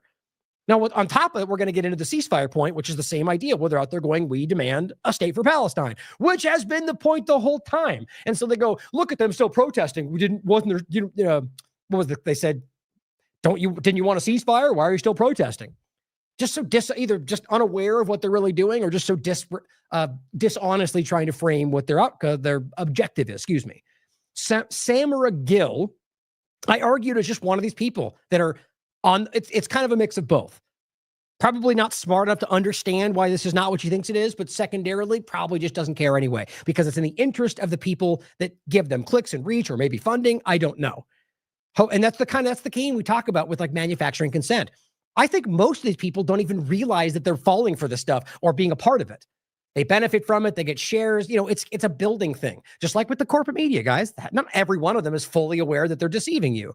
She says, went to a pro-Palestine, in quotes, I guess. They're not, I guess. And it says, March today. Within 10 minutes, I was staring at an ISIS flag. Yeah, totally not, though. It's the Shahada flag. We've done this game, the tap dance, a million times. But you can decide, is she too dumb to know that's not what it is? Or is she just deceiving you for clear propaganda purposes? Oh, I don't think I did grab it, I thought. Hold on. Yeah, I think that's it, right? Westminster. I mean, we've had a terrorist attack in the past. So, just to cut to the chase, guys, that flag is not an ISIS flag. It's very easy to prove, and I'll show you next. It is called a Shahada flag. It overlaps with a few different things, but the main point, I believe, is it says there is no God but Allah, I think. It's no different than a Christian person saying there's no other God but Jesus and, Jesus Christ. It's the same kind of thing. So you can be angry about their different opinion, but it's insane to make it about terrorism when it's simply just a different, and it's not the ISIS flag, not even close. Now, have people used the American flag to carry out acts of terrorism? Yes. Have people used Christian symbols to carry out acts of terror? Yes. Does that make them terrorist items? No. See, that's called being objective. Could they be? Yes. Like anything could be. And just like this case, these people are trying to convince you that all Palestinian protesters are ISIS members because of one flag, which would be dumb even if it was an ISIS flag. Of course, you could also consider that people might just bring one, like the trucker convoy and the Nazi flag, and be like, we're all Nazi. It's very obvious how this game works. And both sides know it when they want to allow division, when they want to allow themselves to see it when they're looking at the other side. But on top of all of it, it's also just not an ISIS flag. A flag for the Islamic State. Right? It's also not that. Right near Westminster. I mean, which is the same point, but you could say it differently. We've had a terrorist attack in the past few weeks, and now we have someone wielding an Islamic State flag. And see, these people get a million views and shares and gets promoted and shared and pointed to by every politician, whether they know it's true or not. It's a cycle. It's a feel. And that's what we're all trying to highlight with the $7,000 funding. And that's just one view of a large apparatus. And it's not just Israel. Like every government tries to do it. Israel just has had, and still does to a large degree, but diminishing, an incredible effect to be able to propagandize Americans to a degree I've never seen anywhere else. But she's lying. Modern Britain confirmed that that flag there is a flag for... And look at how she's so confident, so sure of herself, such false certainty. That's what stupidity will give you. ...for jihad. So we're going to go have a look and ask them why they would fly that flag. I mean, there's the Palestinian flag and then there's the jihad flag. Two very different things. Yeah, educate us. It's a very interesting flag. What does it mean? Declaration of faith. See? He told her. Basically, it means there's no God but Allah. Hey, his prophet is Muhammad. Exactly. It looks a lot like the jihad flag to me. Nah. It's just a declaration of faith. That's it. It's the Saudi. It's the... See, I mean, so she just doesn't, they tell her, and either she's just like, I know, and they're wrong because they're dishonest Palestinians, and, lying, self-serving assumption, or she knows and doesn't care. Saudi flag, but it's just black. Why are you here today at the protest? We're here to show the government they need to cut ties with Israel. We want no more. Yeah, that's it. We don't want ties with Israel. Terrorist! We want Palestine to be free. Yep, Palestine to be free, right? That doesn't mean terror, despite your ridiculous, manipulative Zionist claims. That's like saying free anything means terrorism. It's just a dumb argument. From what? Free from Israel. The troops have come out just a couple days ago. Nope, you're an idiot. That's not true. Now, even if there was actually a ceasefire, that doesn't mean the end of the war, you child. The reality is they were still present, and the ceasefire didn't even happen, and they're still bombing, and they're still doing all sorts of things, including using ISIS gangs to hurt people in Palestine. But that doesn't matter to her. So it is effectively free now, would you? Yeah, it is, but obviously the original whole land, even where Israel is now, that was all Palestine's land anyways. So you want the land back. Right, okay, so where are those Jews going to go? Oh, the Jews. You mean only the Jews, though? You don't care about the rest of people that live in Israel? You realize there are other people than Jews that live in Israel, right? She doesn't care about them because she's totally not racist. Where they came from. Or I guess bigoted, because we're talking about religion. They went to Palestine. They were somewhere else before. I'm not too educated on the history. I'm not too educated on the history. I'll be honest. But obviously, speak to someone older that knows the history. I'm not too educated on it. But all I know is Palestinians are getting killed right now. And yeah. So you're happy for the Jews to be removed from Israel? Very happy for that. You see how childishly stupid? It's like, can you not hear? She's trying to manipulatively bend what he says into the view that she wants you to see. That's corporate media. That's mainstream alternative media. Those are manipulative, dumb people, or both. That happen. Okay, and how would you want that to happen? God knows, innit? I don't really know. Interesting flag. That's the jihad flag. Right back to it. It's just so stupid. Now, somebody's saying, you give me all caps West Bank in the chat. Well, I have a point to make about the West Bank, but if you have something happening right now, put it in the chat. Let me see it, or well, whoever else. But I'm curious because there's lots going on. Some in the chat just all caps says West Bank, Ryan. I'm curious what that might mean. But, continuing. Wild. But so, this person goes, well, I did a Google search, and that's clearly not the ISIS flag. And she goes, jihad flag, commonly used by ISIS. Nope. Look, you could pretend that's a jihad flag. It's not. It's called the Shahada flag, and it literally is just a religious symbol. It's nothing. You could make it something if you want, but it's not. It's in most cases actually counterintuitive. It's not associated with it. The point is it's definitely not ISIS flag in any case. Not even remotely. That is the ISIS flag. So she just is, and she just doubles down. Why? Because she looked it up on Wikipedia. Great job, journalist. You're doing a great job. Put that money, it's just pathetic. Oh, and you could ask Grok if you want. Nope, the Shahada flag refers to a flag featuring the Shahada. But as it says, there's no God but Muhammad is his messenger. It says, in contrast, the ISIS flag, called the jihadist flag, what she's claiming she's pointing to is not a specific variant of a black flag with the Shahada. So it has the symbol because ISIS it's like putting a cross on a KKK symbol, right? It's just amazing how people play on the ignorance of others every single day. And again, just, you can look it up for yourself. It's a very common symbol. It's not what they're claiming it is. But overall, this is a push from people like that to try to tell you that anybody on that side, and in a specific American view, that it's just the left terrorist group. Because it's not inciting, apparently, to say every one of them are terrorists and should be arrested or killed, which is what most of them are doing. Which, again, I'm not arguing in reverse that they're somehow responsible for other people's actions. I'm not a child. But the point is that they point to people calling me a fascist. They're trying to get us killed. That's incitement. Loomer saying, arrest them all. It's incitement. And then acting shocked when people, act like you're doing something. It's wild. But in a larger sense, it's just about anybody saying Palestine, therefore, is a terrorist. It's happening in the UK, Australia. It's over the top. And David Icke, first Bennett Johnson goes on Fox News and says, I'm tired of watching the president get shot in the head. You mean the claim that thing nicked his ear, even though all the evidence pretty much proves that's not possible with what happened? You can decide. But it says, I'm tired of watching Christian children get killed at a church. Oh, you mean that Mormon church where that, by all accounts, that MAGA appearing guy drove that in?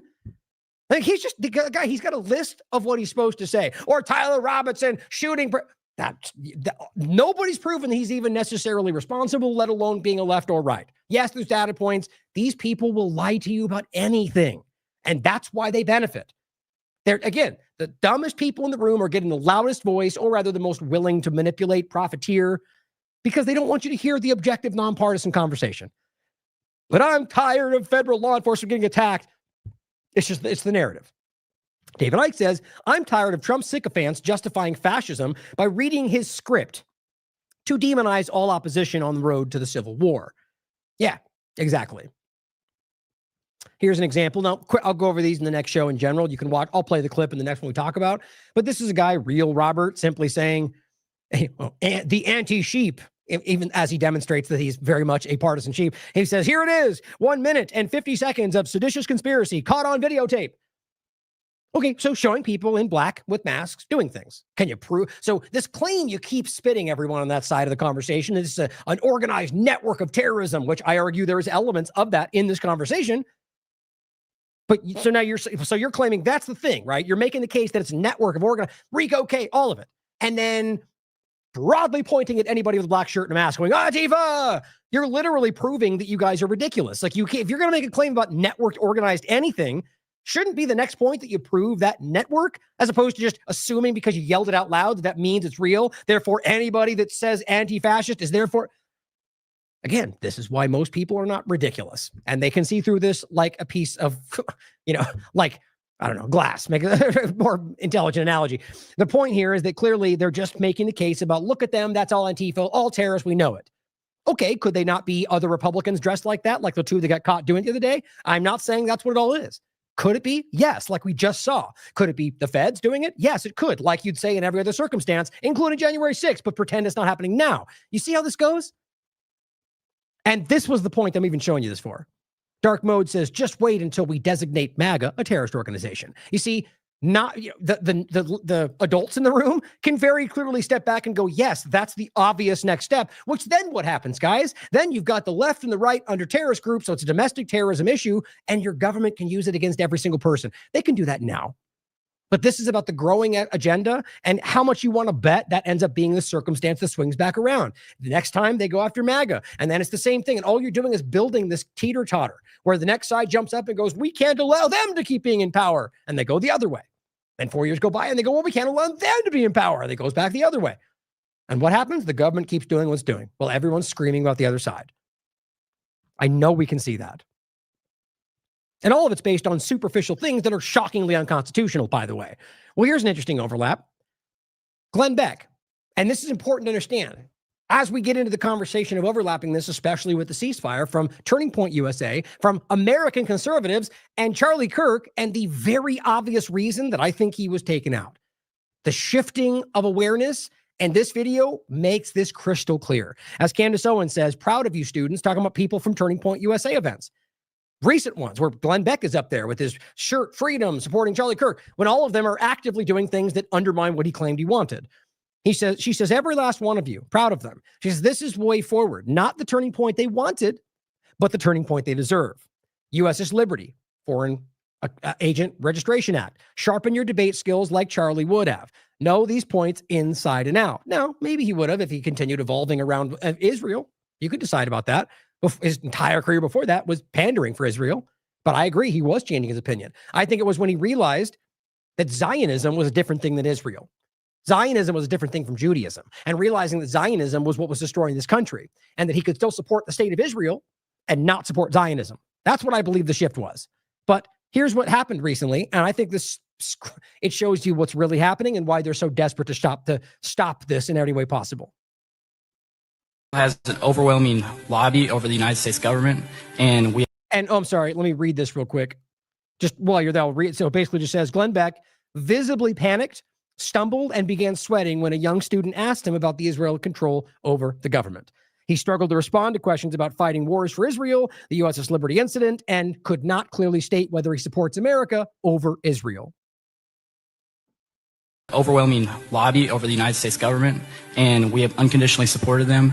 We have fought their wars in the Middle East. Bibi Netanyahu came to our Congress in the 90s, told us a list of countries that we need to take out. Some were Syria, Iraq, Iran, Libya, etc. Through those wars, we have lost trillions of dollars. We have lost American servicemen. We're lobbying everybody else, and they will. Don't you love that? It's happening to all of them right now. Are you Israel or America first? Guys, I'm telling you, these people might as well be watching my show. And it could be any number of other shows that are even people on the right at this moment. Because they're getting the similar message from people who are in any way honest about this. Wars, we have lost trillions of dollars. We have lost American servicemen. We're lobbying everybody else, and they will.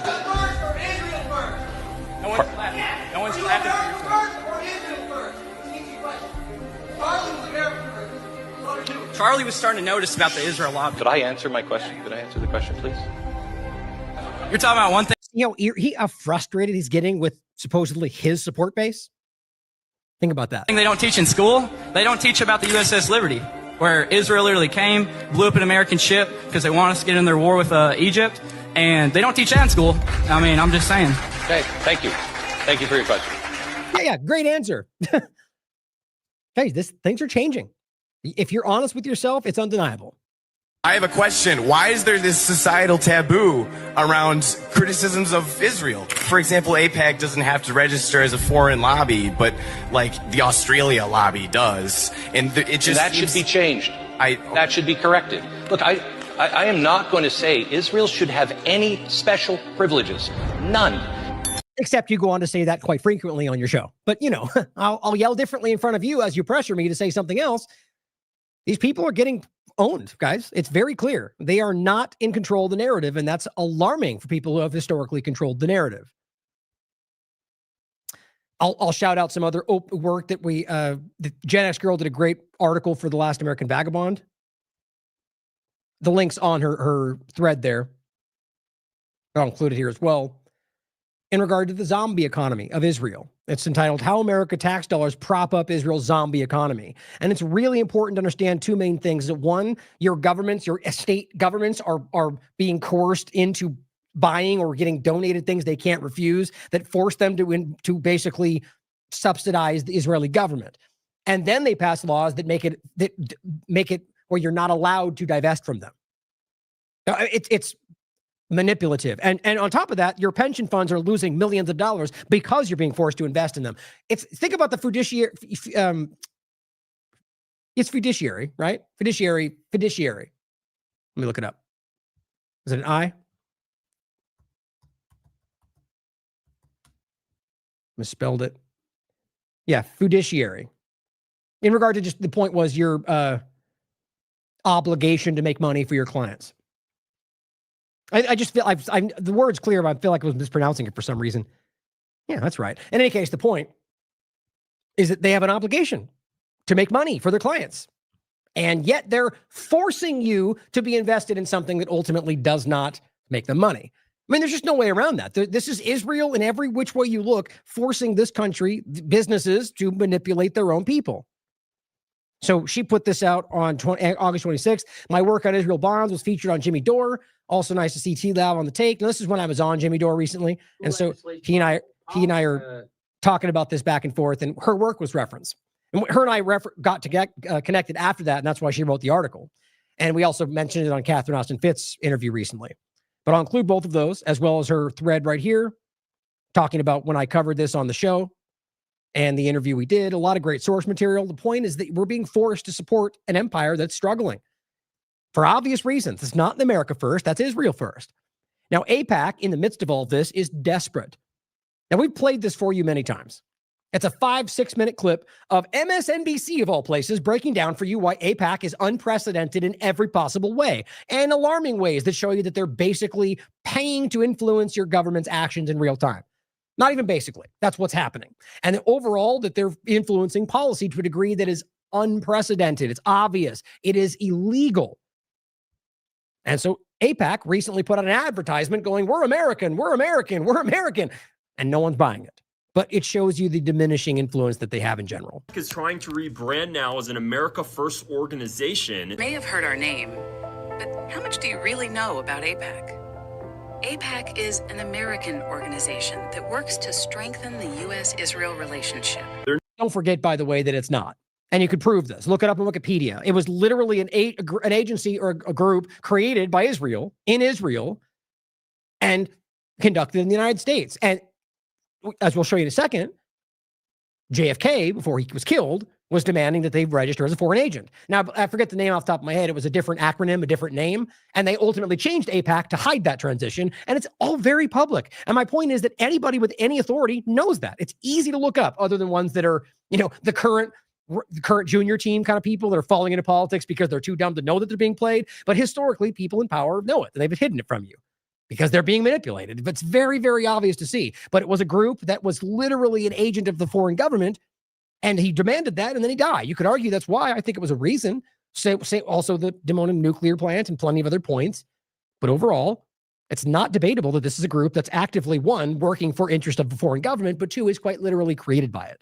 New X banner says, funded by Americans, directed by Americans, strengthening alliance that benefits America. The reason AIPAC is pushing this is because they don't want to register as a foreign agent. Something one president, John F. Kennedy, fought very, very hard to make happen, but lucky for AIPAC, he was assassinated and that pressure was lifted. Keep in mind that AIPAC has an office in Jerusalem to have direct contact with Israeli officials. They really want to push the laughable argument that they don't need to register because they're funded by American citizens. Then let's go ahead and have some Chinese with American citizenship fund a lobbying group that benefits China, create an office in Shanghai so they have direct contact with Chinese officials. Let me know how long that will last before having to register with FARA. The ridiculous argument only flies because no president after John F. Kennedy tried to stop it. It's not hard to see, guys. So here is the actual document, by the way, and I've shown you this before. Wally Rashid, fact, the only reason AIPAC is not registered under FARA is because JFK was assassinated. Now, that's not to say the same as that it was, that's why. I do very much think that's an obvious, most likely situation. You could look at the evidence. I'll include my interview with Corey Hughes. And on that note, by the way, it's important to check out the independent media, independent media token that he's working on, and that I'm a board member part of. And I think the important thing is that that's something that will be used to fund independent media with grants, free money for independent media. It's a fantastic idea. The point, though, on this topic is the interview we had about JFK. Was Israel behind the assassination of JFK? His answer is yes. The evidence is pretty damn clear. But the point today is that he was. Or rather, the only reason that it wasn't was because he was killed. You see the difference? The point is, that's a fact. Whether you think it's because of that is different, but the moment he got killed, that just went off the table. AIPAC's predecessor organization, that's what it was, the American Zionist Council, was concerned registering under FARA would, quote, destroy the Zionist movement in America. Guys, this is how easy this is to prove. Here's the document. It says, Judge Rifkind then made a plea for no registration, stating it was the opinion of most of the persons affiliated with the council, the American Zionist Council, that such registrations would be so publicized by the American Council on Judaism that it would eventually destroy the Zionist movement. And then JFK got killed and it all went away. So, the influence on media, especially the conservative media right now, but in general, is undeniable, guys, and it goes back a really long way. AIPAC is just one element of the fight of the political overlap. And we have the Epstein overlap and the coercive elements. It's a lot of this stuff. So getting into the ceasefire overlap, here's the rapid response account from White House. This is what they were saying. This is on the 11th. No, it's one brief step at the 11th. We're going to go back to the 10th right here to get into some of the stuff before that I wanted to set the table with before we finish with that ceasefire conversation. But on the 11th, it says, endless applause for President Trump. Quote, I even saw people wearing Make America Great Again hats in the crowd at the Hostage Square. At the Hostage Square. People are so ridiculous. The President of Peace. Okay, so the White House shares that. Sharing a clip of CNN is 13 seconds long. And think about what they're pointing to. So you have Israelis supporting Israel wearing Make America Great Again hats because they're trying to make America great again. None of them are saying that. How do you miss what that shows you? They believe that movement is making Israel great. They believe that, or rather to make it very specific, they believe that Trump's administration is fighting for Israel over anybody else. Why? Because that's what Netanyahu is telling them. Why? Because it's what's happening. So I just think it's wild to me because, I mean, maybe that's even why CNN's pointing it out. I don't know. Frankly, most cases I see today show me that CNN is pulling punches for what's going on. Like criticizing Trump, or rather Obama, for not praising his ceasefire deal. Again, it's one government, guys, which can influence everything when they want to. But the point is that this is about them trying to make it, look, everybody's supporting Trump. We're winning. We made the deal. Ceasefire, Nobel Peace Prize. I don't think anybody believes this other than blind supporters of Trump and his team and Zionists that are backing it all. Especially the Democrats don't. They won't anyway because Trump bad, orange man, whatever. But, in the team sports side. But generally speaking, I think most people can recognize, look, you can see them still bombing. What are we talking about? So this is what it was. Here's the clip. Of course, endless applause for President Trump. Endless applause for President Trump. And when I was there, I even saw people wearing Make America Great Again hats in that crowd over at Hostage Square. Right, that's it. That's the clip that was shared. And everyone's sharing it and making a point here.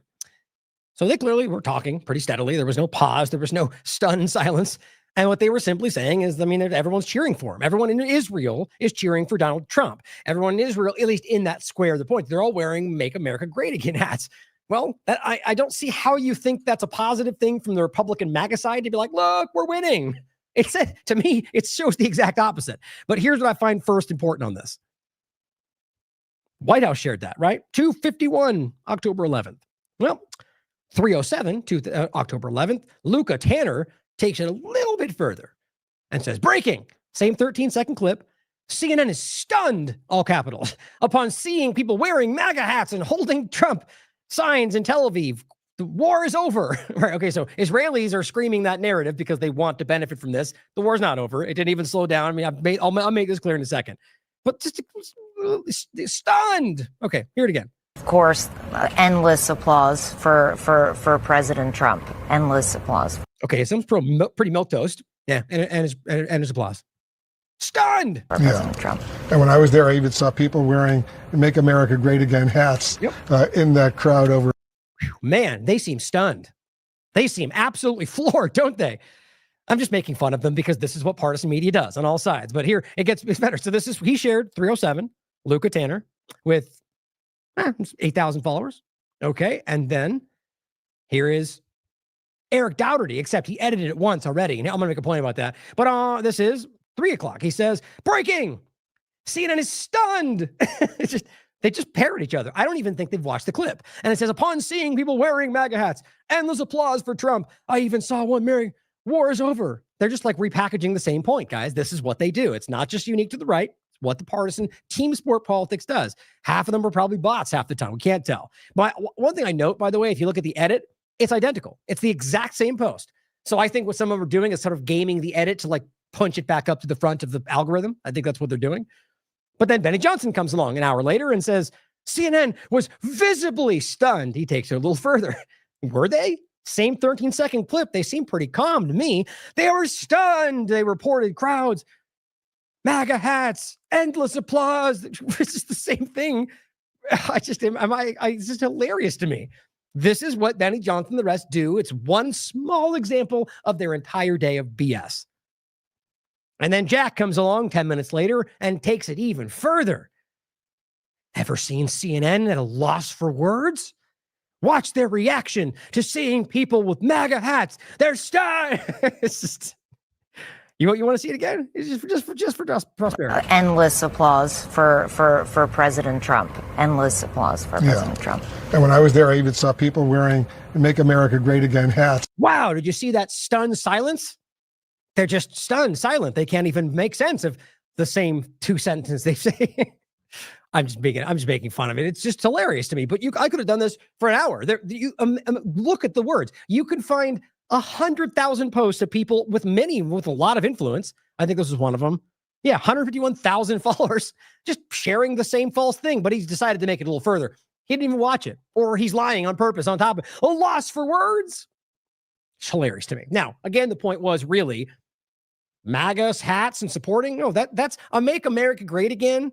Not the movement, what people want, but what Trump's thing, it's make Israel great. That can't be missed at this point. Now, the real movement is not MAGA's that. MAGA is Make America Great Again. The people who are honest about that, like the woman was saying to Cat Turd, is that it's about that.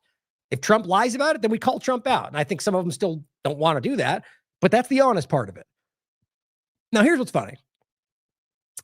Hillary Clinton is praising Donald Trump on CBS for his peace plan, calling it a significant first step.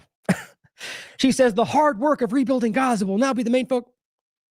Oh, okay, so they're exactly on the same side. Winning. And Janice Girl says, the poor Palestinians are screwed when the Queen of War praises Trump. Yeah. So Clinton and Condoleezza Rice, they're all going, yeah, good, Trump. How does that make sense? If we're told they're the deep state pedophiles who are going to go after no matter what, then wouldn't they just take every possible opportunity to derail? And yeah, they probably would. This shows you that this is what they all would have done. Kamala, anybody else, because it's all one thing. And on a quick side note, which is just enjoyable to point out, Barry Weiss's first pitch at CBS, because that's what this was, a roundtable with Anthony Blinken, Mike Pompeo, Hillary Clinton, Condoleezza Rice, at this point, and it was already out for like a day plus, had 150 views. Added with this 24/7 CBS stream, it's over 1,200. Yeah, the point is, guys, mainstream alternative media is the new part of it, but these things are propped up. This is just simply showing you that they're, Larry Ellison, I guarantee they're not going to stop. It's subsidized. Larry Ellison will dump in $1 billion and force this into every advertising and every point, make it play on airport station. They'll make sure that this gets seen as something that's influential, even if it's not. Same things being done with mainstream alternative media. Now, last, same kind of point is the same CNN over here, literally calling out Obama. CNN called out Barack Obama for, quote, writing a whole post about a peace deal, but failing to acknowledge Donald Trump did it at a time when they were still bombing them. And I just said, CNN's on our side now. Hashtag winning. I mean, at some point, you just got to pile up the absurdity and acknowledge it. I mean, it's just wild. Now, last point on this is, as most of the Republican, conservative, whatever, going, peace deal, Trump did it, we're winning, it's all over. Weirdly enough, you got Alex Jones jumping out in the sun and going, World War IV has begun. That's what he wrote. World War IV? You've been saying World War III is almost here for, what, a decade? And then you just, World War IV. It's just, I have to play this. I mean, come on. It's wild to me that people like this continue to, I mean, again, I'm very certain these things are propped up. They're not really what they look like. For how often you can see them wrong, or alternatively, whether it's TLAV or plenty of others, Unlimited Hangout, Conscious Resistance, the IMA in general, everybody on the consistency of being correct. Now, not just that we're always somehow inside, that, you know, we wait and we report. And I mean, look at our track record, guys. I'm patting myself on the back, but you can look. My public track record goes back well before COVID-19. You show me where the vast majority of the time what we're discussing turns out to be the case, because we're measured, we research, we're objective and nonpartisan. I've been wrong plenty of times, but in the consistency of the long record, our track record speaks for itself, and it is a light year ahead of what we're seeing on this platform or any of the mainstream alternative media manipulators out there who are constantly being shown to be wrong, but somehow claim they're always right. But let's play this clip, because what's interesting to me is the deviation from the general. I think he's just desperate to regain some kind of clout with most of his audience that's starting to go, what happened to you? How are you not calling this out? I think that's why. But it's interesting. You see where this goes. The Ukraine-Russia war, the NATO-U.S. proxy war with Russia, has come to its most dangerous point at this time. Okay. Russia has succeeded in its special military operation. Got it. So here's where we're going to start. Not U.S., even though everyone with a brain in the world knows that this is U.S. more than anybody in regard to what's happening in Ukraine and Israel, by the way, and other countries. But to call it a NATO war and constantly frame it like somehow Trump is just standing by the side going, I'm just trying to help everybody. I'm just over here trying to give you advice. It's a U.S. war. It's not Biden alone. It goes back before Biden to Trump. Even though it didn't start publicly, it was ongoing back for decades before that. We've talked about Operation Aerodynamic and the reality of the CIA funding of the fascist movement, which went right up until this started. It's not hard to see that they've been cultivating this. So to aim it as just the NATO thing is just an effort to try to like his claim was Trump would end at day one, right? Didn't happen. So to just kind of make it like the argument is that Trump would have, but they wouldn't let him. How often do I make that point? He'd save the world, but the Democrats wouldn't let him do it. The NATO wouldn't let. Okay, maybe. But in a material sense, what's the difference if our point is that it wasn't going to happen? But I don't even think that's what's going on. I think it's obvious that they have an interest in maintaining this. Now, the next point. Russia has succeeded in its special military operation securing the east. The NATO-U.S. proxy war with Russia has come to its most dangerous point at this time. Is it? I mean, again, in a very real objective, is looking at the information. What right this moment is more of a threat than what it's been the entire time? Now, you may hear more things, and objectively, maybe you think it is more dangerous. Certainly could be. I think what we're watching is the focus on it. I mean, look, guys, as I've said every single time, do you think Putin's not aware that Donald Trump or Biden or the U.S. government in general are involved with? He says this. You can listen to him say it.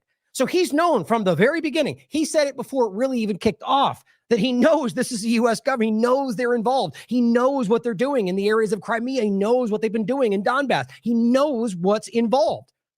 So to argue that it's suddenly now that he sees the U.S. Army in them, that now he's going to... It's been the same thing the entire time. And again, if you listen, which I guarantee you, Alex knows this, Putin has been clear about that. It's very aware who's involved. So if the argument is now that they're arming to a new degree, which is what he's going to say, that now Putin's going, I'm going to hit back. What would be different now than the other 75,000 times they've been arming them from the moment this started? Or that they've proven, the Times in the UK reported, that Israel, or rather the US, was literally conducting armed operations with the U.S. military taking the Azov movement inside of Russia. Or we have the example of them allowing them to conduct things with inside of, or the recent attack in Moscow. The guys, every one of these, I'm in no way claiming this is a small thing. These are nuclear powers playing around with all this. But what has Russia done every single time? And this is not to say good guy. I argue all the time, it could just be that they see what's happening in the world and are smart enough to recognize playing the good guy, playing the less belligerent one, at the very least, is good for their image. But to me, it's just objective outcome. Okay. The point is, what have they done every time? As Jones has done 75 times. Russia threatened nuclear war if so-and-so. No, that's not what they did. As every time Putin says, well, if you take this action, we reserve the right to take whatever action we deem necessary. And they go, nuclear war.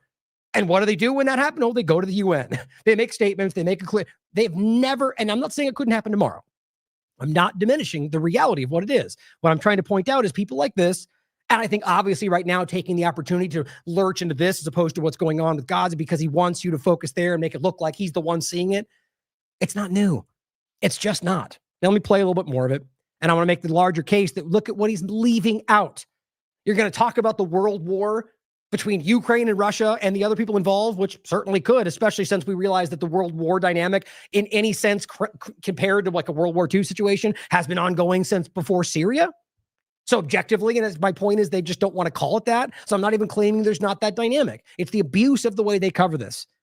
My point on top of that is you're going to talk about Ukraine and Russia and ignore Israel fighting a 5-nation front war with the US and the UK and everybody else involved, and and the UK and Russia, that's the world war. It's he's deliberately ignoring the elephant in the room. And I think you know why. The Ukraine-Russia war, the NATO-US proxy war with Russia, has come to its most dangerous point at this time.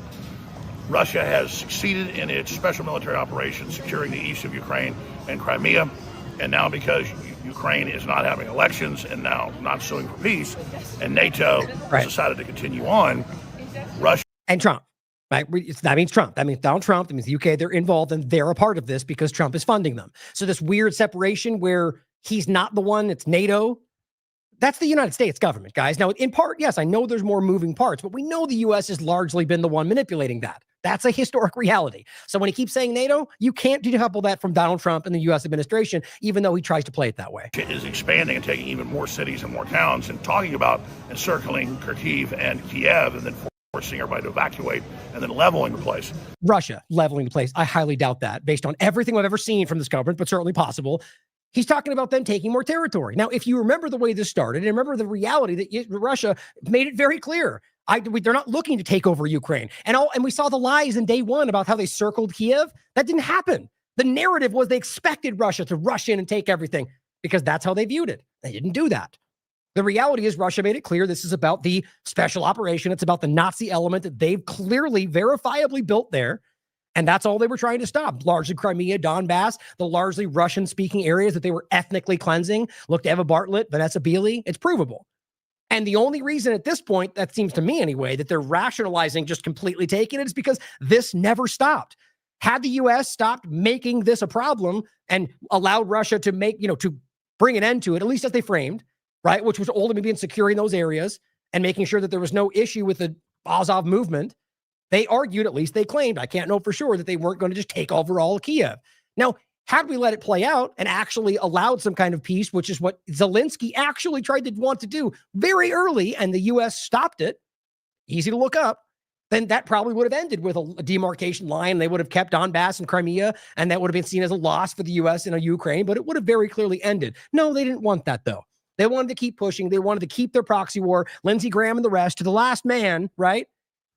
And now Russia's being forced to take action, if that's the way you want to look at it. It seems to make the most sense to me. You can frame that as good guy, that's not how I see it. The truth is, it's pretty obvious that what the U.S. government has driven into reality is causing reaction by the Russian government, and now they're going to point to it as, look at what Russia's doing, which is essentially what he's doing here. So that's what happens in these wars, and these escalations continue. And NATO has not come to the table with any of the deals that Putin had basically agreed with Trump. So you're to believe that NATO has the deciding factor. So you're talking about a clear dynamic between Ukraine and Russia that the U.S. is largely controlling, and that you're saying, oh, NATO didn't agree. What the hell does that matter? I mean, look, there's an overlapping point.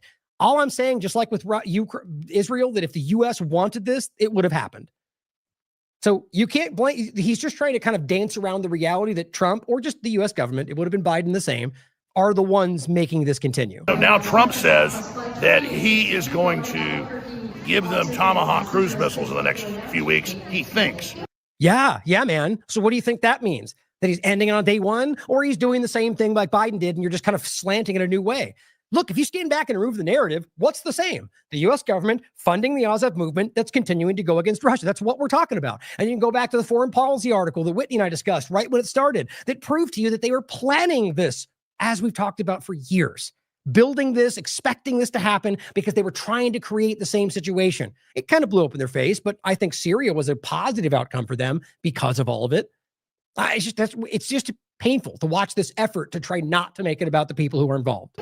Russia came out today and said that is absolute war. That is direct war. You do that, we're going to start targeting NATO targets. This is what he does every single time.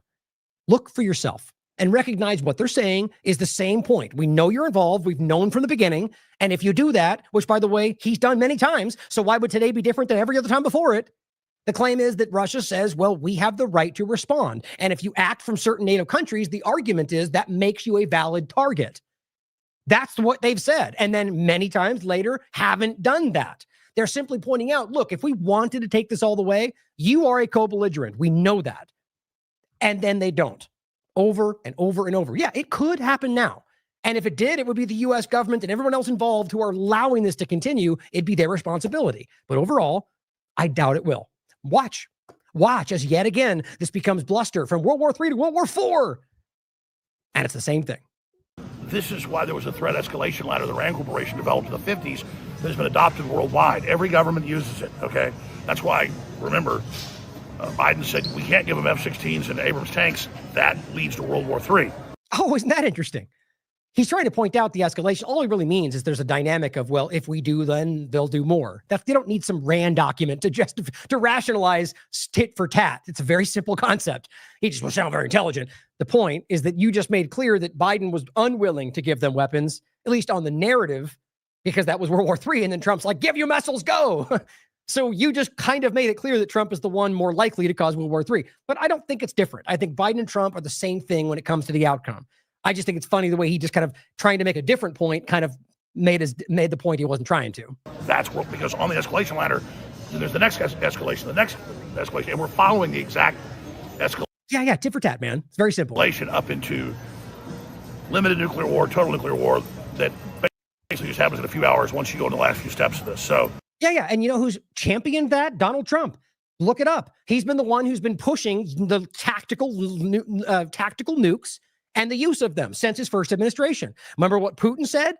This will create a situation where we will be forced to take. His point was, if you fire a tactical nuke, we from our side do not know the difference between that and a regular nuke. So we will be forced to respond as if you fired nukes. So it essentially removes the reality of being able to use tactical nukes. Doesn't matter. Donald Trump's been championing that from the day he was in power. But who cares about that, right? Though it's always somebody else's fault. We have such a normalcy bias, though, that everybody just seems like, oh, that's a million miles away. Ukraine might as well be Mars. It's not. China just cut off all rare earth mineral exports to anybody that works for the U.S. That's not really what happened, by the way, but we'll go into that in a different show. There's more of a it's like we pointed out in regard to the barrier they're putting there. And on top of that, be clear, there's 100,000 ways in which the U.S. government can circumvent that through other countries. But it's still important, though. And I argue that's a large reason why we're seeing other actions. But as usual, the way that things are framed matters. They control 95% of it, okay? The globalists allow them to be at, I think it's 98, but either way. Positions like that. And now China double-crossed them. This is absolutely out of control. So we're in the new world war. And that's what all the big think tanks have been saying for a couple of years. But now it's official, okay? All the big think tanks, plus. Typically, all the mainstream experts are always right. All the think tanks like Atlantic Council and Council of Foreign Relations. Yeah, they're the good guys, right? They're usually the ones giving you the skinny, right? I mean, really? These are the people that have lied to you your entire life that he used to call out. And now they have all the big think tanks. They know that World War IV. Well, don't they also have an interest in hyping the word? Yes, exactly so. I just think this is painful to watch. So we're in the new world war.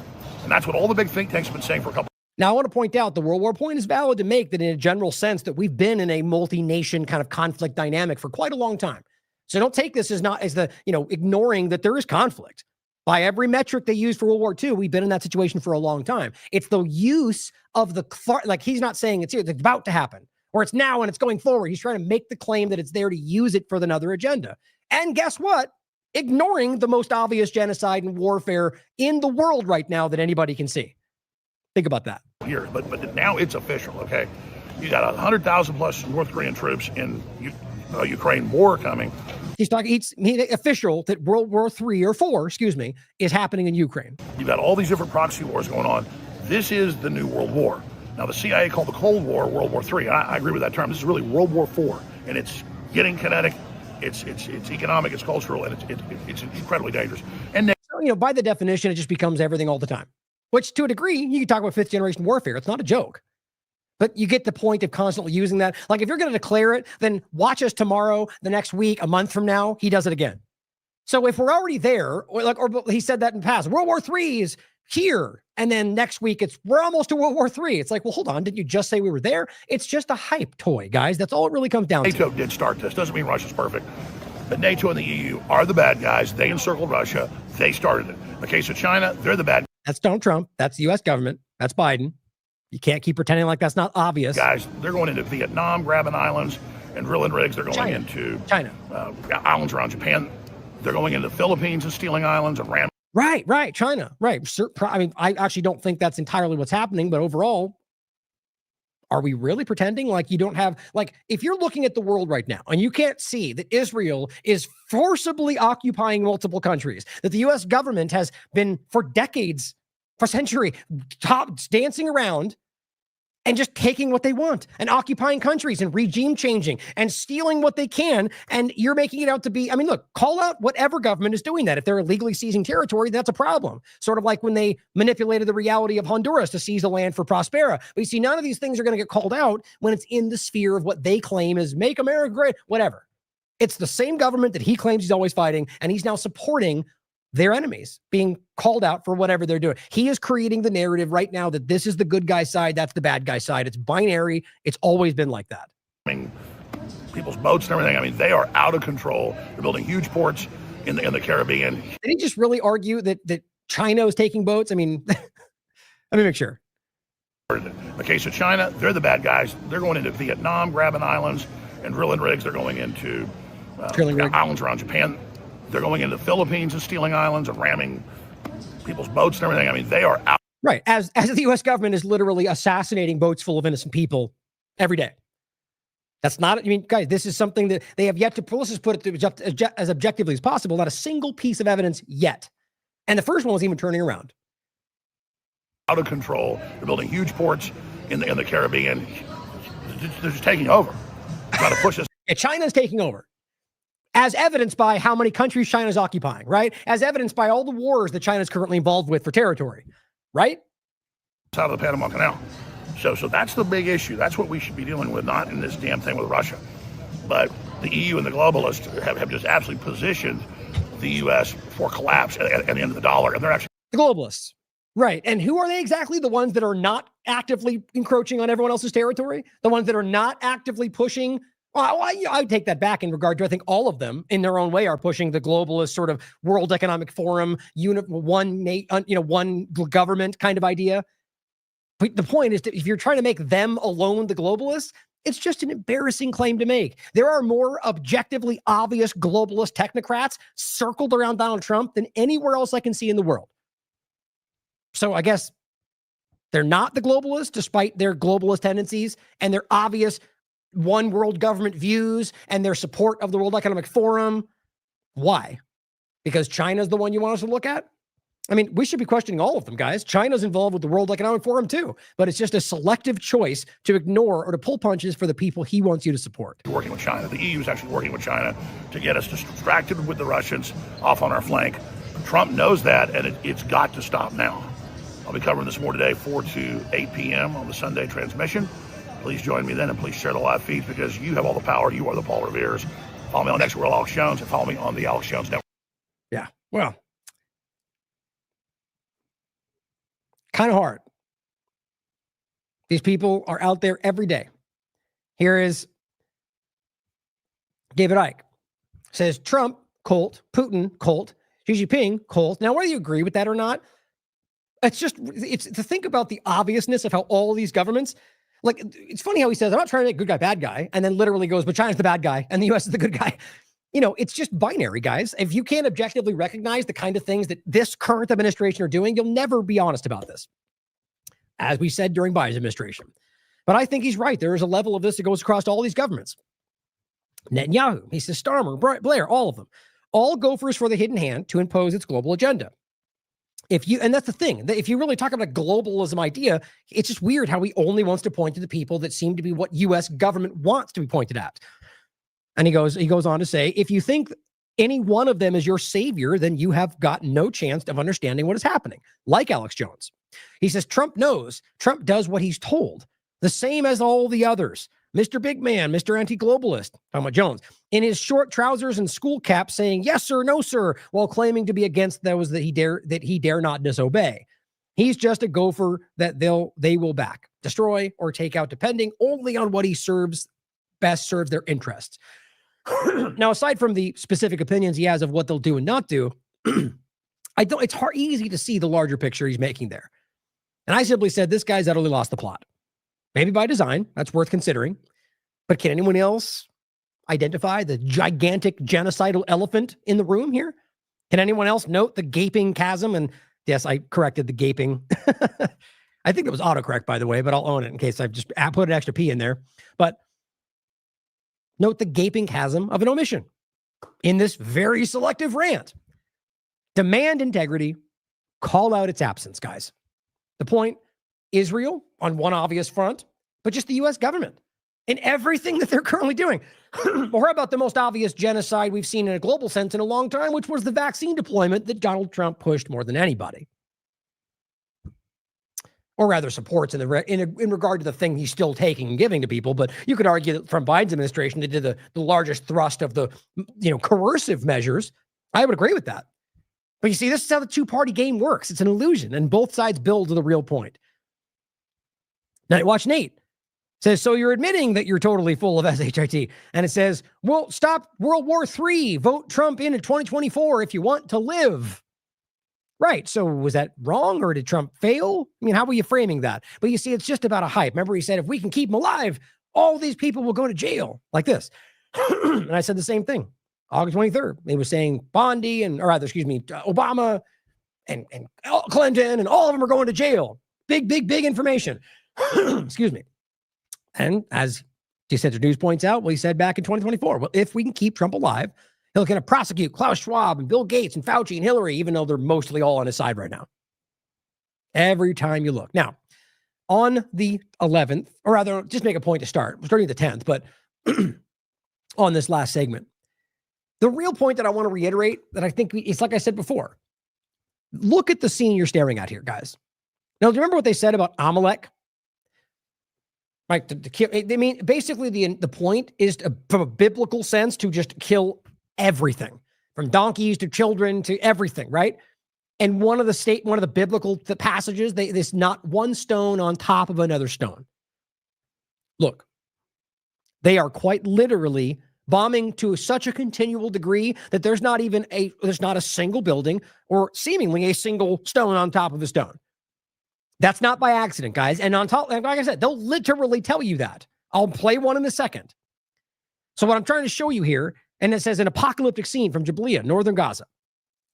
Remember that original bombing in Jabalia that was supposed to be for that one guy? They killed 400 people that not even Wolf Blitzer could stomach. And they said, well, we thought a guy was there. Okay, how many times in a row did that happen? The point is that even if they gave them everything, even if they literally said, okay, Palestine, here's half of Israel, here's everything, here's all of Israel, we'll move somewhere else. If Trump made that happen, you still would go, but then he just committed genocide for 8 months. The idea that we can't think, like, there's no way you just go, well, he ended it, okay, so we ignore the, like I said before, if you wanted to say in the first so many months, if he took 3 months, and then finally was like, wait, we can't support this anymore. They're doing genocide. I could argue that maybe he just wasn't. The ultimate point is these had more than enough time. has doubled down over and over with funding, with support, with lies, with deals, with Jared Kushner, everything. So he is a co-belligerent. Donald Trump, just like Biden, the U.S. government as a whole, is committing a genocide. So just because they decide to try to end it in a different way, even though that's not what's happening, by the way, does not mean they're not guilty of that. And does not mean, as plenty have pointed out, that we should go, yay! It's a somber, positive end if it stops, to say, thank God it finally stopped. But you don't start doing celebrations because you just watched one of the worst things you've ever seen, if not the worst we've ever seen in our lives. And by the way, it stops, and now you go through 6 months of people still dying because they've starved to death, and many of them, just like we saw during the Holocaust, no matter what, unless very carefully treated, will end up starving anyway. And plenty of overlaps of people with diseases and lost limbs. But yeah, let's give them all the credit for something that, again, they also didn't even do. So making that point's important. But as Mehdi Hassan points out, peace deal. Look at what they left behind. Some peace they gave them, they've successfully destroyed all of Gaza. Now they're just pushing it into the last phase. Well, what we saw on the 10th, 11th, was this kind of absurd push. And it started with the Israeli government. I can prove that. Ben Shapiro says, everyone who was screaming about genocide disappeared as soon as the deal was put on the table. No, they didn't, you moron. Literally didn't. I'm right here talking about it. So was everybody. The point was, we weren't just going to go, yay, they did it. Good job, Trump, because you pretended to put a deal on the table, let alone even got one after committing genocide. Every single one of these Zionist propagandists and those blindly repeating them are pushing the same false talking point that parrots exactly, near word for word, by the way, what the Israeli government first posted. All while Israel continues to bomb Gaza to the very moment I posted this. Mike the Knife points out, every single one of the Zionist propagandists, it's a meme from Office Space. If you could stop noticing, that'd be great. Here is Mike Cernovich. Says the quote, genocide, that's all you need. I mean, guys, really? In quotes? My God.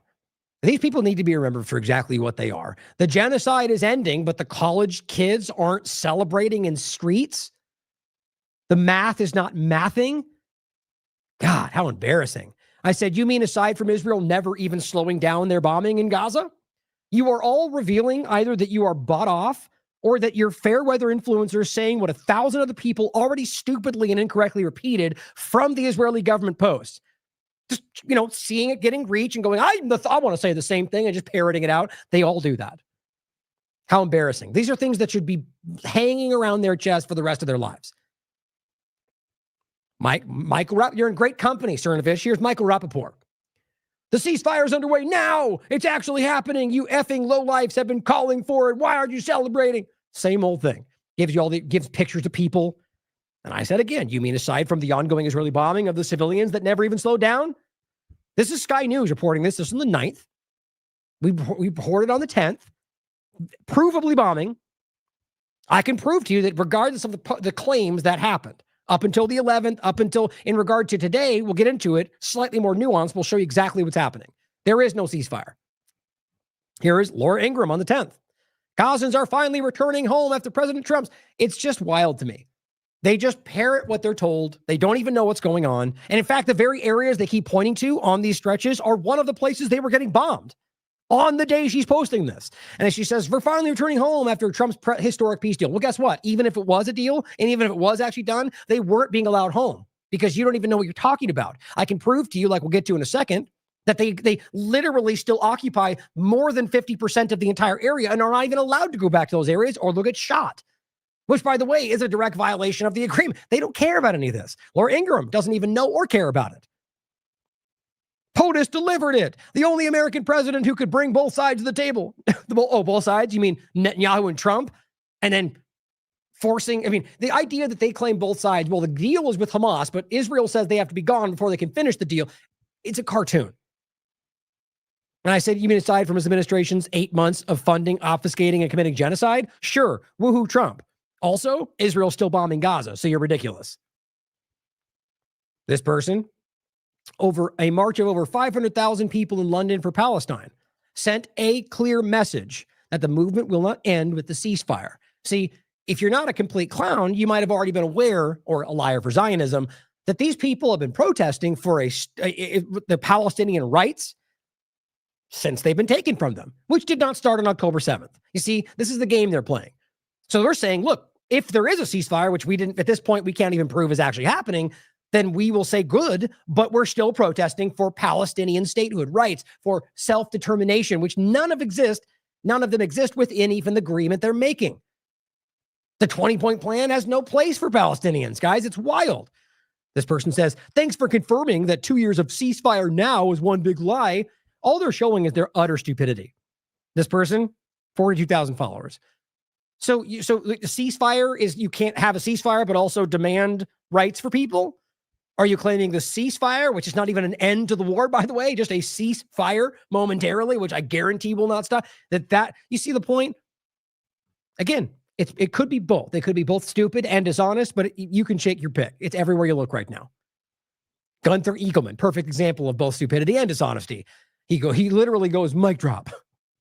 These are such children. All these large influencers at the top of this paradigm right now are just embarrassingly childish. This is Greta Thunberg, a meme. She goes, we need to stop the Gaza war. Trump says, just did. Okay, not true. Not even remotely. Even if there was a ceasefire, these people don't even understand what they're reporting on. But she goes, no, not you, which, by the way, isn't happening. I mean, other than a joke that was going around on a satire post that people were being made fun of, there is not an example that I can see of people going, we don't want this if Trump offered it. That is the way they project each other. I'm willing to bet you it exists somewhere. But if you think for 1 second that anybody who actually cared about Palestinian rights is out there going, no, not unless somebody else puts it forward. These are the childish team sport politics pointing at each other. But you point to a meme somebody made and mic drop? Yeah, to him, apparently. That's how dumb these people are. Propaganda and Co. on the other side of the conversation. Zionists will post pictures like this and be like, what genocide? This is literally posted by however you pronounce this guy's name, 61,000 followers. Very, very, very much an Israeli Zionist supporter. His name's Ben Tel Aviv. He says, may the entire world remember this lesson forever. Of course. Hold on. Let's find out what that says. Seeing as how it doesn't seem that they want you to see it.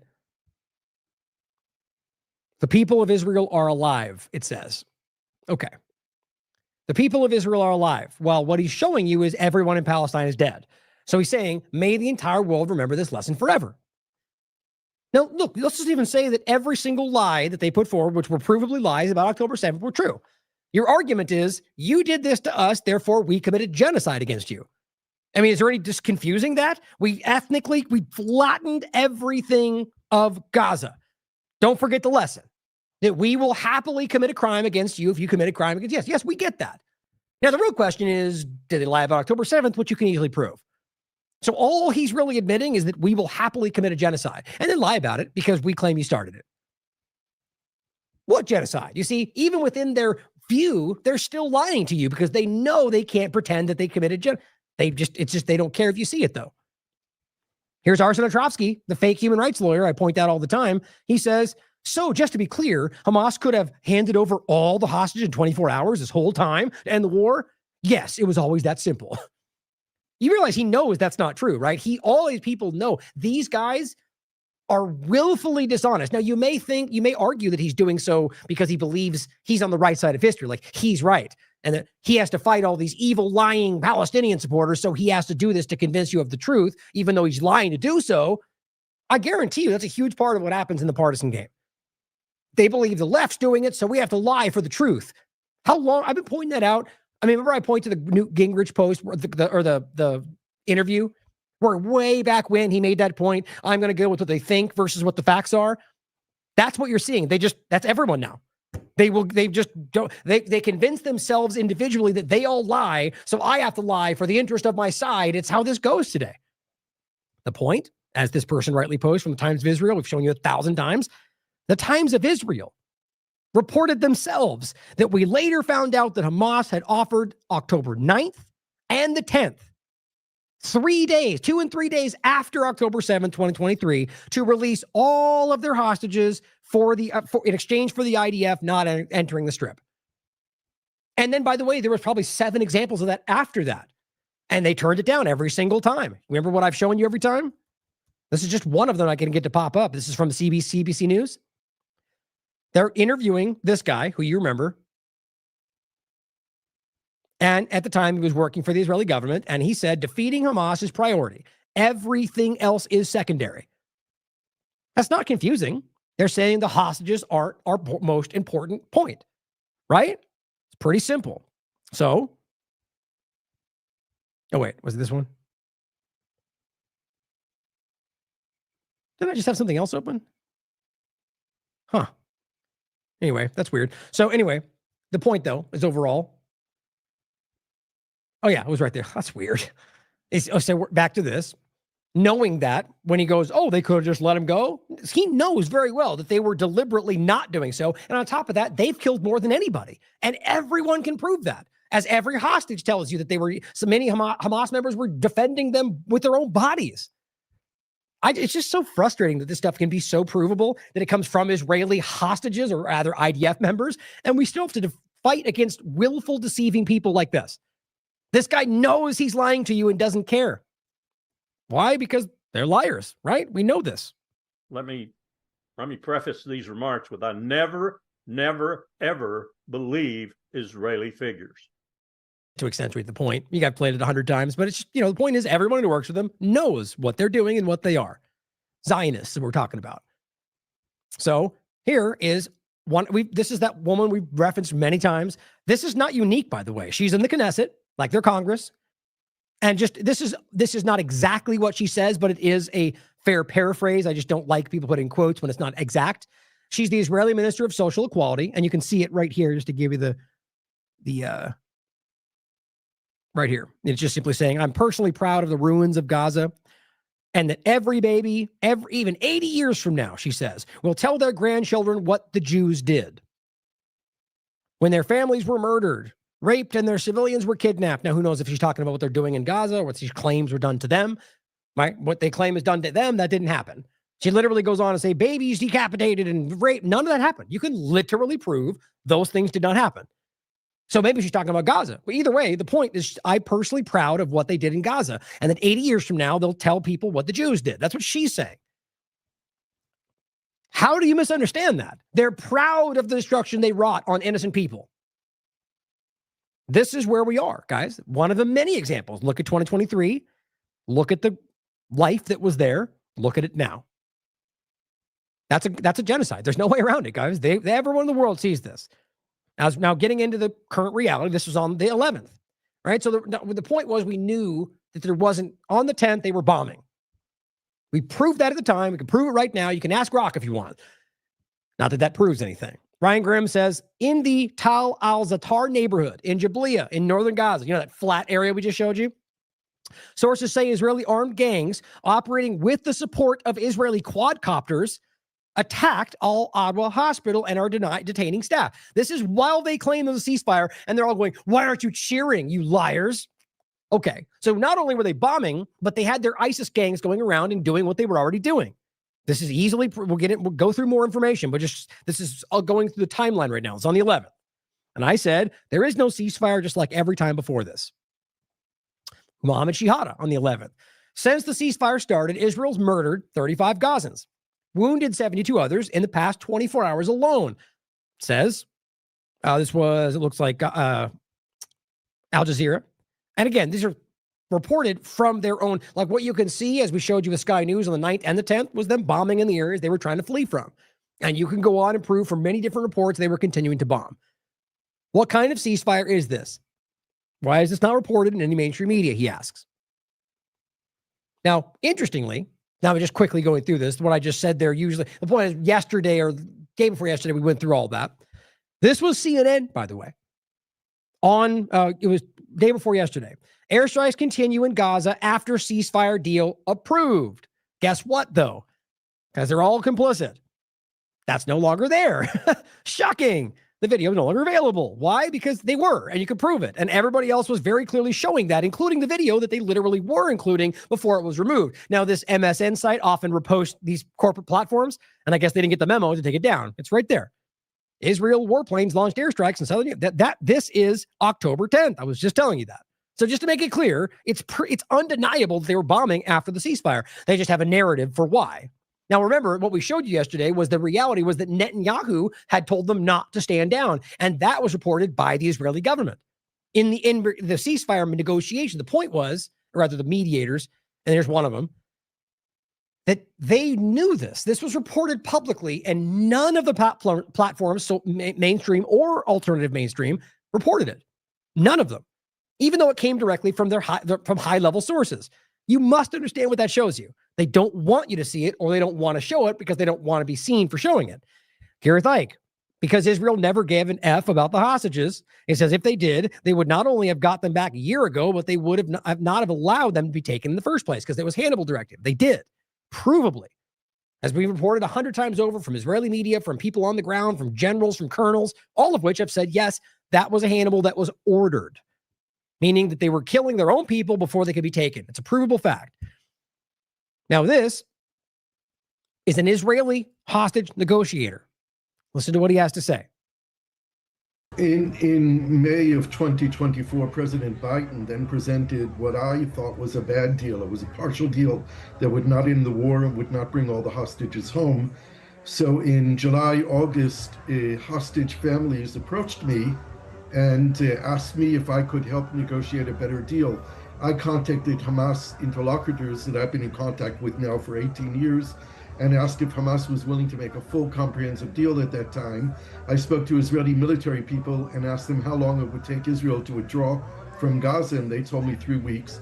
So I told Hamas, would you be willing to make a deal that in 3 weeks the war would end, all the hostages would be released, more than are there right now, and Israel would withdraw from Gaza. There'd be security guarantees and other elements of the deal, and Hamas said yes after the leadership approved it, and I received it in writing in Arabic and in English, transmitted it to the Israeli negotiators, who told me that it was a great deal, but the prime minister refuses to end the war.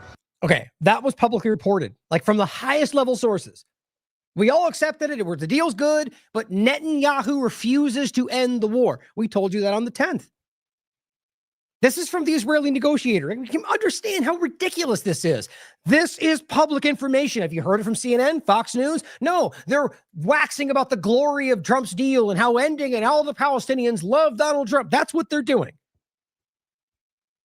I tried to get the Americans directly engaged. The deal went to the desk of President Biden, but his main point man on the negotiations, Brett McGurk, refused to look at it.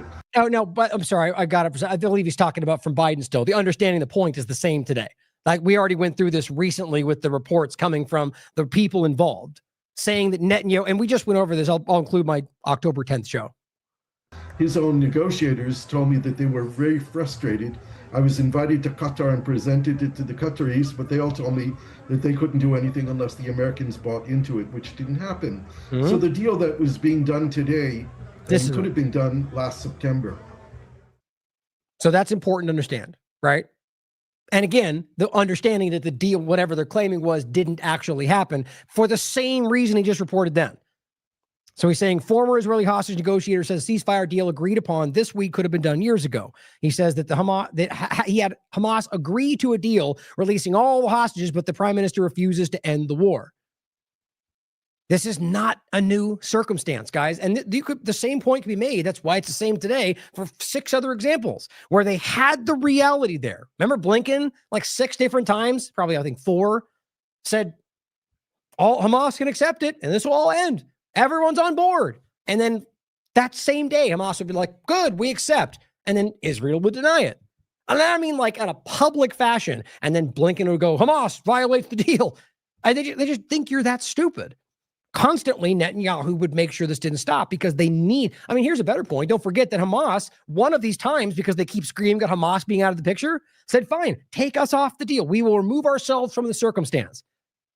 Twice, Israel and the U.S. inserted that point back into the deal. They need the excuse of Hamas to carry out what they're doing. That's the point. Here's what I was saying earlier. Sammy Obeid says, my little brother in Gaza sent me this. They can't return to their homes because beyond the yellow line is now fully occupied by Israel. Look at that. That's like 80% of the whole area. This is classic ethnic cleansing and a land grab, pushing indigenous people into a smaller and smaller corners while we try to act like we're evolved since the 1800s. This person says, Jesus Christ, shut the F up. You guys started a war. You guys. So every Muslim, every Palestinian, these guys are disgusting in every possible way. And it says by raping a bunch of ravers. So first of all, the rape claims didn't even come in until after the fact, and it wasn't the ravers, and nobody raped anybody other than Israelis in regard to Palestinians. I guarantee there's still probably someone every time in the chat going, yeah, terrible. You prove it. You can prove it. Haaretz and everybody else has verified to a T that these lies were upset. On top of the fact that the woman in the gray pants they all pointed to is home and that she wasn't raped. It's just insane, the level of lies they push out. Then he goes, and then got your ASS's kit. Oh, is that what happened? You mean aside from no discernible change in regard to Hamas? But he goes, Hamas is the least sympathetic cause of all time. Oh, no, who cares about that? We're talking about Palestinians and occupation of their territory. But see, him conflating them all simply shows you the way they view it. There is nobody innocent in Gaza. And they'll tell you that straight up. The point, though, is that they're occupying the territory. That is not the reality of what they agreed to. And on top of that, this is on the 10th, the 11th posted on the 10th from Zion Observer. Israel announced they will continue to murder anyone fishing, swimming, or diving despite the ceasefire. In the maritime area. So that's a small point, but realize it's just additional. There's all these different elements. So if people decide to go in the water, they can kill them. Now, how much you want to bet? They could simply argue that happened, therefore they violated the ceasefire. This is how this goes every time. All we're showing you is this is not a real ceasefire in any discernible way. On the 11th, they posted a video of kidnapping 3 Palestinians. Ernest Tarawi, by the way, has been on this from the very beginning, and they've even used his information at the UN. It was posted on Instagram by an Israeli soldier. But ceasefire, though, promise. Here, this is the West Bank. We have a ceasefire. Why are you marching? Now, you understand the same point we made about the last one. The West Bank is part of they're Palestinians. So if a ceasefire with Hamas or whatever they're claiming they're doing a ceasefire with, and they claim that the same thing exists in the West Bank, that's what they've said, which is mostly not true. Then when they ceasefire, but don't even stop over there, by the way, and then go after the West Bank, which they do, and they do it every time, they're just violating the ceasefire. Israeli occupation forces stormed Al Jazeera's office in Ramallah, the West Bank, on top of going after journalists. But they're still demolishing homes. They're still rounding people up in the West Bank. They do this every single time. And so a point is, why aren't you celebrating? Because nothing has changed. Ryan Grimm. This is in regard to Lebanon, by the way, which is relevant. It's not the same conversation, but it's relevant to show what they do. In Lebanon, October 11th. So also, by the way, every time they were even have to restrict their actions, they just dump it all into Lebanon, Syria, and go after whoever else they can all the time. Same thing happened the last time. Ask Craig Murray. They never even tried to initiate the ceasefire in Lebanon. Nobody even called it out other than people like Craig Murray. In southern Lebanon, Israeli troops, by the way, which they're illegally occupying southern Lebanon, Israeli troops may no longer occupy towns on foot, but for residents, the war continues overhead and from nearby hilltops. Drones, sniping, sniper stationed, and they're shooting people in Lebanon. Yeah, that happens every day. And as Ryan Grimm says, that's a ceasefire that's nobody's idea of a ceasefire. He's not talking about the Gaza ceasefire. A lot of people misunderstood him. He's simply saying, look, this is what Israel thinks a ceasefire is in Lebanon. They're supposed to be having one. They do this everywhere they exist, guys. It's Zionism. This person called Let's Theorize. The IDF has launched a broad wave of attacks on Lebanon. That's my point. So October 10th, they just start bombing Lebanon too. They were already, but it's an increase in Lebanon because I guess they just need to kill people. As he says, literally just addicted to killing and destroying. Tariq points this out in regard to Lebanon as well. The overnight Israeli airstrikes into the 11th in southern Lebanon killed a Syrian national and wounded 6 other people, according to media. And it simply says, so Israel bombed a bunch of municipal bulldozers to prevent the Lebanese people from rebuilding what Israel destroyed in southern Lebanon. They do this every time.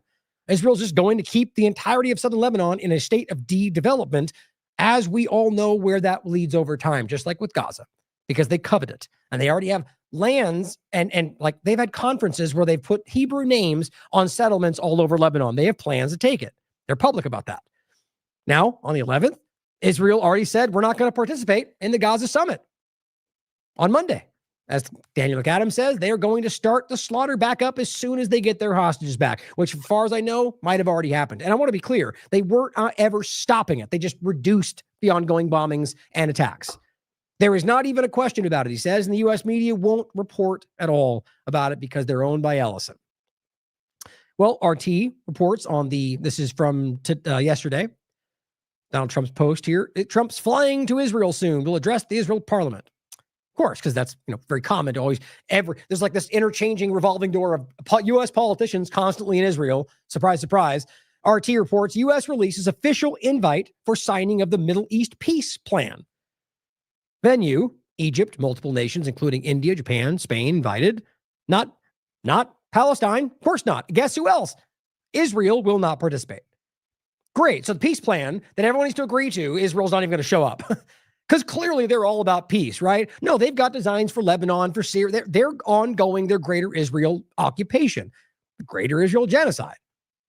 I mean, you may not believe me. Let's touch back in a couple years and see what's happening next. How about we touch back in 6 months? How about you just effing look at what's happening right now and recognize that they're not even seeking peace? Okay, today, Kaylan Johnstone. Now, just in case all up until now you weren't, this is why it's important to watch the show and not just skim the title. This is today. There's no hiding this. He writes, this is the Israel defense minister on the 12th. Israel's great challenge after the phase of returning the hostages will be the destruction of all of Hamas's terror tunnels in Gaza. You mean despite already grounding everything, right? This is just a lie. It's a narrative. Well, I mean, maybe not. Maybe they're just, are going to keep bombing the rebel until they kill every possible person they claim is Hamas.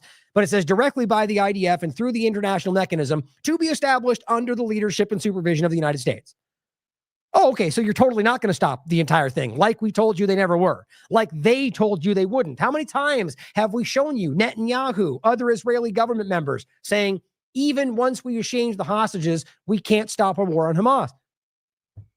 I'm not saying you should even agree. The point is they keep telling you that's what the agreement is between Hamas and Israel, and they keep going, well, we don't care. We're going to kill Hamas anyway. It's always been a game. And he goes on to say this is the primary significance of implementing the agreed upon principle of demilitarizing Gaza and neutralizing Hamas of its weapons. I have instructed the IDF to prepare for carrying out the mission. Great. So as Caitlin says, Israel's minister explicitly says the slaughter is going to resume after they get their hostages back. So you tell me what you're seeing. Drop site news.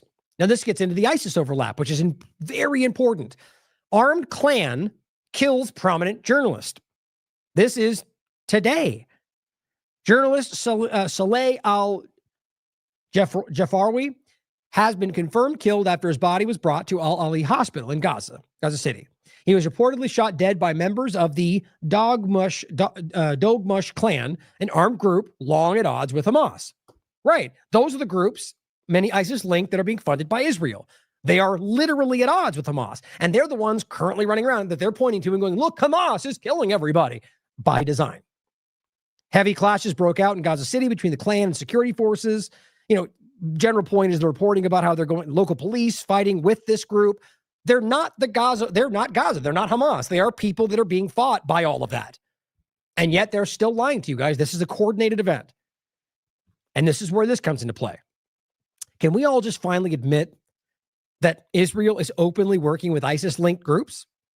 And hopefully also admit the long history of Israel and the U.S. government's collaboration with creation of ISIS and Al-Qaeda? Please, pretty please, can we just get past the lie about this? I mean, it's crazy that you can have it written by Haaretz and people still don't want to. Well, I mean, we know what's happening here. I mean, just by the way, I think you might have even seen yourself, save for the few things. Our account on Twitter has just been shoved off the algorithm cliff lately. I mean, we can't even get over a few thousand views with 77,000 followers on posts that are very irrelevant to the ongoing conversation. I mean, I even argue I was one of the earliest people to tweet about Donald Trump taking that shot. And it got like 17 views. I honestly don't care. I'm doing this for you guys, the people that are supporting this platform and the people that choose to come here to watch it. That's all I've ever cared about for probably the last 5 years. That's why I barely even engage in most of the comments after. It's just so much noise out there. But it's just important to point out. There's a reason that people that are actually doing objective, honest, real, sourced work just don't end up being the screaming idiot at the top, because they don't get, there's so many good people out there. Anyway, the point, it's quite obvious to see, as Haaretz will report, what's wrong with that? How Israel trained and armed an ISIS-linked Gaza militia. Very apparent. Here's the article for yourself. Please read this. It's not hard to understand. Israel's Prime Minister Netanyahu approved the secret operation to support a Palestinian militia to guard the humanitarian aid, all while concealing the truth from the public, that it's an ISIS-linked group. Which, if you remember, ISIS is ideologically counter to Hamas and everything about it. So you see, and the reason they're in Palestine is because of Israel cultivating this going back a long way. It's just painful that we have to play this game. Now, again, we talked about this back when they took over Syria. What'd you see? All their literal ISIS patch-wearing people that they rolled out to take over Syria. That's the U.S. and Israel. Now, all the American veterans out there who think you're supporting Trump, or maybe you support Biden. The point is the U.S. government. These people, I mean, the U.S. government is funding and working with, if not created, all of the points where maybe everything, there's a nuance to who and what was created, but origin point goes back to both of them. The point is that they're working alongside the people you thought you were dying to fight. And I mean, in a general sense, like, you as an entity, the military, but individuals, if you're still alive, very much did die in pursuit of that goal. And here they are being armed and funded. Jelani's 10 million bounty removed, and he's currently in a suit running Syria. How does that make you feel? Ryan Grimm says Israel's attempt to apply its divide and conquer approach to Gaza involved recruiting and arming ISIS-linked gangs and executing families that refused to go along. Yep. Now, with Israel's partial withdrawal, we are seeing the policy's desired outcome. More violence in Gaza and a divided population. See, what you're going to start to get, by the way, is people that are like, look, we don't even care. Let the U.S. take over. We're tired of starving to death. I want my children are dying. I don't even care at this point. And who can blame them? Same thing happens in Iran and over the years. Same thing happens in Venezuela. They literally use sanctions and coercive starvation tactics, knowing they know it's the U.S. And eventually they just, how many times have I played that clip from Rudy Giuliani saying that Iranians are selling their organs for food? This is how you create a good revolution. That's what he says. They know what they're doing. And they know those people know it's them, and they know they can push them to a point to where they literally don't care because their children are starving in front of them. That is the kind of evil we're dealing with. And then, of course, on top of that, the Zionists will laugh about it and make clips about it and wear their lingerie after they do it, right? Just a special kind of evil. But it says, but the national reconciliation is the opposite of the goal. They are literally, Israel should stop arming these gangs so a process of reconciliation can begin, but that's the opposite of what they want. It's impossible to miss if you're being honest.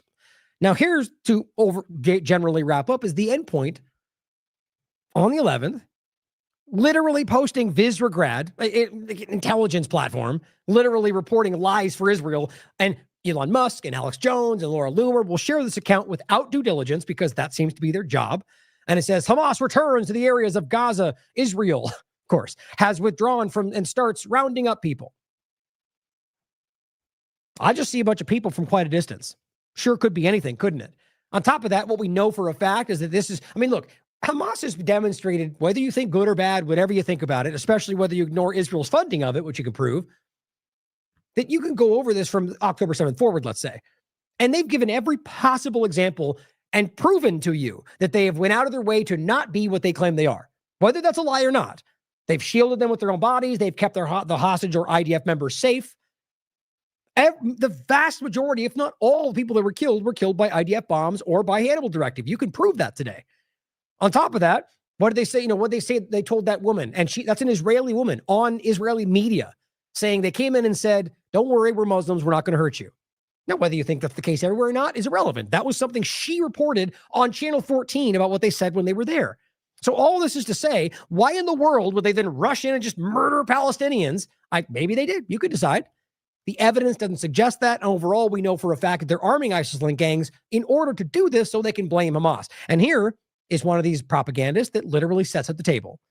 A lot of Gazans will get murdered over the next few days by Hamas. Okay. Because you think so? Or because you just believe the narrative about them? I mean, who knows? Overall, I think the sharing of this and the way it's being set up is in order to create that narrative for exactly what we're looking at. And then you get Brandon Tatum. Pay attention to who's not sharing and talking about this. Same thing. Now, first of all, because we showed it at the beginning, this is an old video. This is before the ceasefire. Secondarily, it's not Hamas. We're talking about the same groups, and we've talked about this many times over. Dinesh D'Souza, who's shown himself to be one of the most like aggressively, like disgustingly dishonest around this topic, speaks volumes. Hamas gets ready to execute 3 dissidents. Okay, let's just even be objective to say, who knows? Maybe they are and I'm wrong, right? How in the world do you think he knows that they're absolutely Hamas to the point to where he can report that and that he knows they're dissidents? You have to really think about that for a second. He does not know that. He's simply framing it the way either he just randomly decides to or that somebody wants him to. And of course, makes it going after Tucker wild. And again, Abed points out it's an old video before. Secondarily, these were collaborators with Israel that caused unmatched suffering for Palestinians. It's a very public conversation. These people are propagandizing you because that was the plan. And ideally, I think, or rather the way they wanted it to go was to be able to continue the genocide and blame them for it. Talk about evil. Drop site news. Israeli soldiers torched food, homes, and a critical sewage treatment plant in the wake of the ceasefire announcement, right? They realized it might happen, so let's just especially destroy a few more things just in case. Every single time. Took pictures of it, has a gasoline can, posted it, laughed about it. They know you see this and they don't care. What does that show you? They think they can get away with it. Maybe they will. Drop site news also reports the CNN reported that Israel will not, they said this publicly, will not release Dr. Hussein Abu Safia as part of the deal that they made with Hamas, even though he was supposed to be on the deal. They just, are allowed to just change the deal mid-deal because they can, apparently, and Hamas can't even agree to the deal without it being broken. Like, it's just, this is what happens every time. And Hamas can be like, breaker, deal breaker, you didn't agree. And then they'll be like, good, because that's what they want anyway. So often you'll find these small changes and Hamas just lets it continue because they do want an end to this, which seems pretty objectively obvious. And it says the eminent pediatrician was detained in December during Israel's raid on Kamal Adwan Hospital a long time ago. He's been held without charge ever since, after he refused to abandon his patients under siege. A Hamas official also told CNN that Israel will not free him from the hospitals, or from the director of the Gaza field hospital that he was. Drop site reporting shows negotiations over prisoner and captive lists are still ongoing. This was on the 10th. Israel will not release him, including the eminent pediatrician. There was one other point that I was going to read. I think that was it. There's one other point I was going to, the general point simply is that you're talking about a doctor. Verifiably so, not a radical person, not a member of Hamas, not any of the things they claim. And they will refuse to release him because, in my opinion, because he's an important doctor for children in particular. If you don't understand that by now, with what they've continued to do, targeting children in the genitals and the head, provably by endless amounts of doctors, then you just don't want to see it. Aviva Klampus, though, of course, comes in. This is what she tries to do in the midst of what's going on, right? With everything that's going on. This absolute propagandist who I've called out 100 times over, she comes out and says, she cites, first of all, the Israel government account, which says Philip Lazzarini, UNRWA's Commissioner General, has admitted there was no famine. Can you believe that they're still going this direction? There is no famine, enough food for everyone for 3 months. You see what I keep talking about? Instead of just saying they're not starving, they have to be so cartoonish. They claim, no, they're fed more than they've ever been fed before in their lives. I mean, it's just painful. And turns out, guess what? Surprise, surprise, that's not at all what they actually said. Do I even need to explain it? I mean, first of all, we can quite literally prove 100 times over from every genocide expert, from every famine expert, from the IPC, literally the groups that their job is to know these things are telling you we can see it. They're starving to death every day. They didn't say this, by the way. Is ready to go as soon as they get the green light. The same thing every time. No one's claiming the food's not sitting there. We know it is. We know Israel's keeping it from happening. They're literally standing in front of it. They're literally going, we're watching the settlers tear it off them and break them. And then Israel says, you can't bring in formula. You can't turn all the trucks around. You've got gauze in there. It's been provable from day one. And so they come out and they go, look, we are ready if you give us the green light. And they come out and seize on that in the midst of what's happening to claim yet again that there is no genocide, there is no famine. Think about how insane it is that you can have people like you two. You're not allowed to doubt historical events, well documented. And then, of course, hypocrisy, shocker. And in no way am I even calling for them to be censored, because really, we need to see this. People need to remember that they were doing this. Here's Ryan Grimm pointing out just one example, and it's a good example because it shows you another lie on top of it. And here, I'll even grab this, by the way, because it's important to make sure you know this. And this goes back, what, 3 months, 4 months, maybe even more. IPC, it's called the Integrated Food Security Phase Classification. Guys, it is quite literally their job to classify the levels of famine. And they're telling you these people are right now absolutely in a famine. This is back before. Famine is imminent, as 1.1 million people experience catastrophic food insecurity. They're in full-blown famine. They said they already made the announcement. It's just, there's not a word for it.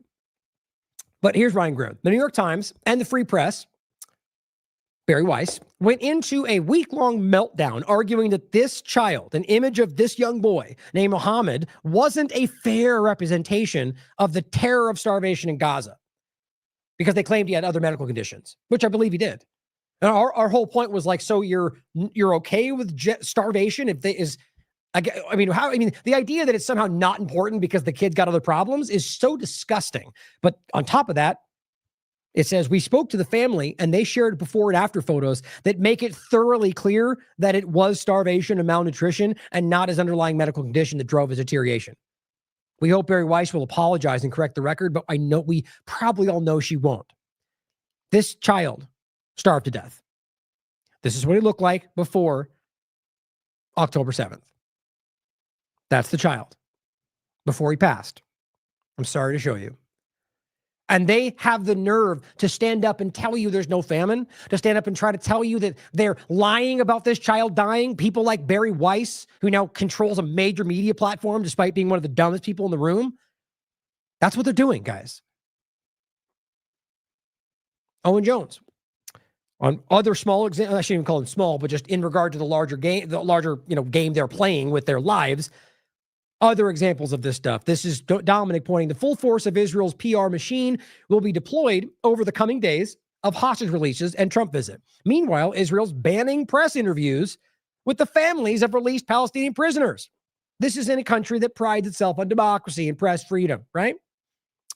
Well, as Owen Jones points out, Palestinian hostages have been tortured, starved, deprived of medical care, and raped by Israeli soldiers.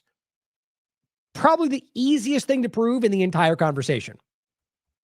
I'll include the Israel human rights group called B'Tselem, the leading Israeli human rights group, who has an article called Welcome to Hell, the Israeli prison system as a network of torture camps, and in particular gets into the said Yemen rape case. Just one of an endless amount of examples showing you what they actually did, accusing them of that which they are guilty. But Jones says this is why Israel state is banning journalists from talking to them, because they're coming out emaciated, tortured, missing limbs, like every other time before this. Jeremy Scahill says Israel allowed the filming and broadcast of images intended to degrade and humiliate Palestinian prisoners set for release in the exchange of captives. This explicitly violates the term of the agreement, but because they'll say, oh, we didn't mean to, it wasn't intentional. Just like last time, by the way, and in reverse, too. It says the exchange of hostages and prisoners will be done according to the mechanism agreed upon through the mediators and through the ICRC without any public ceremonies or media coverage. And what they do? None of that. So far, anyway. Doing it through their own, marching them out, all tied and blindfolded. They do it on purpose, guys. Now, to make the point, or where is it? Maybe, I think it's in this point right here. The point is they did, fair, you can point out that last time, oh, it is right here. Job site news. Says in February 2025, Israel postponed the release of hundreds of Palestinian prisoners after 6 Israeli captives were freed, claiming Hamas led degrading ceremonies. Remember? That demeaned their hostages, and they used that to deny releasing their own, a violation. Well, and you could argue they did. Obviously, it seemed to be pretty benign to me, and I really do agree with that. That's what I genuinely think. I would think it either way, but you could argue it. Fine. They felt they violated it. Western media echoed the outrage, right? Calling the scenes fighters handing captives to the Red Cross before cheering crowds savage. Here's the footage of Palestinians being rounded up before this last week's release. The point, as always, is hypocrisy. And at the very least, that they are just as bad as what they accuse the other side of doing. And just watching it for you. They're marching them out, making a whole parade of it, filming it, laughing at them. And it's the same point. Blindfolded, wrapped.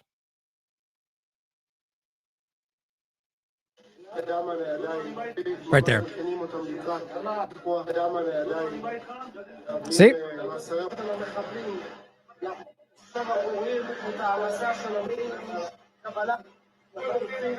Just trying to rush through it. The point is the same.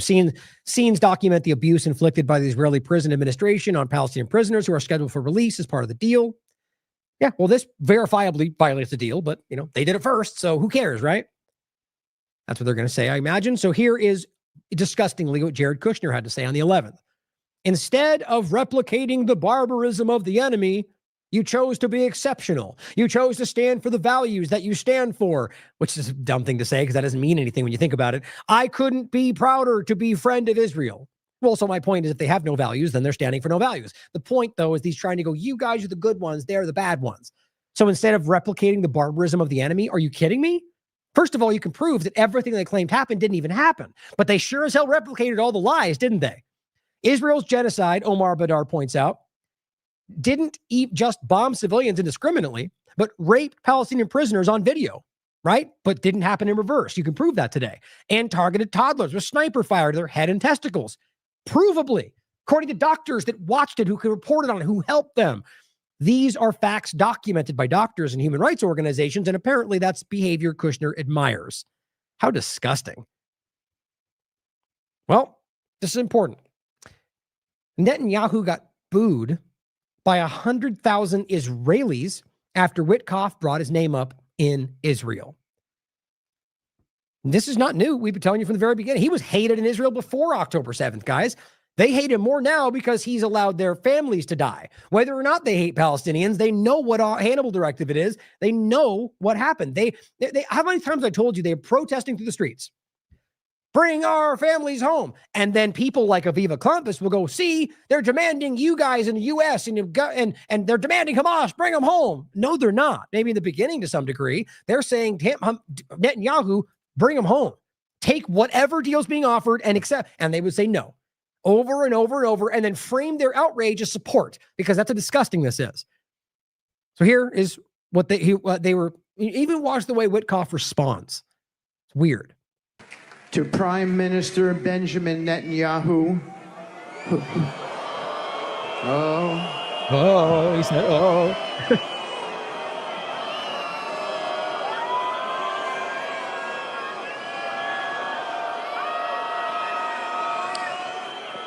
Okay.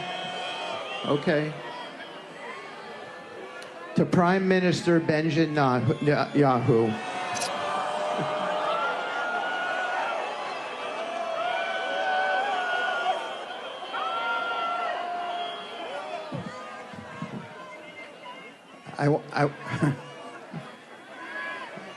Okay, let me just finish my thought. I was in the trenches, guys. Let me just finish my thought.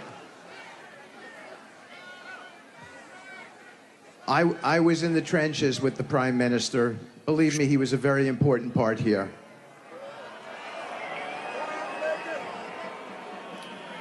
They don't. It's objectively clear. By the way, you could look at polls as well. They really don't like him.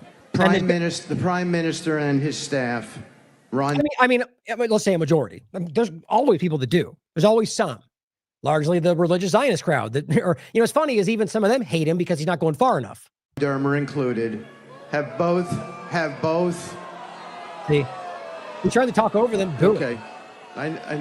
Okay.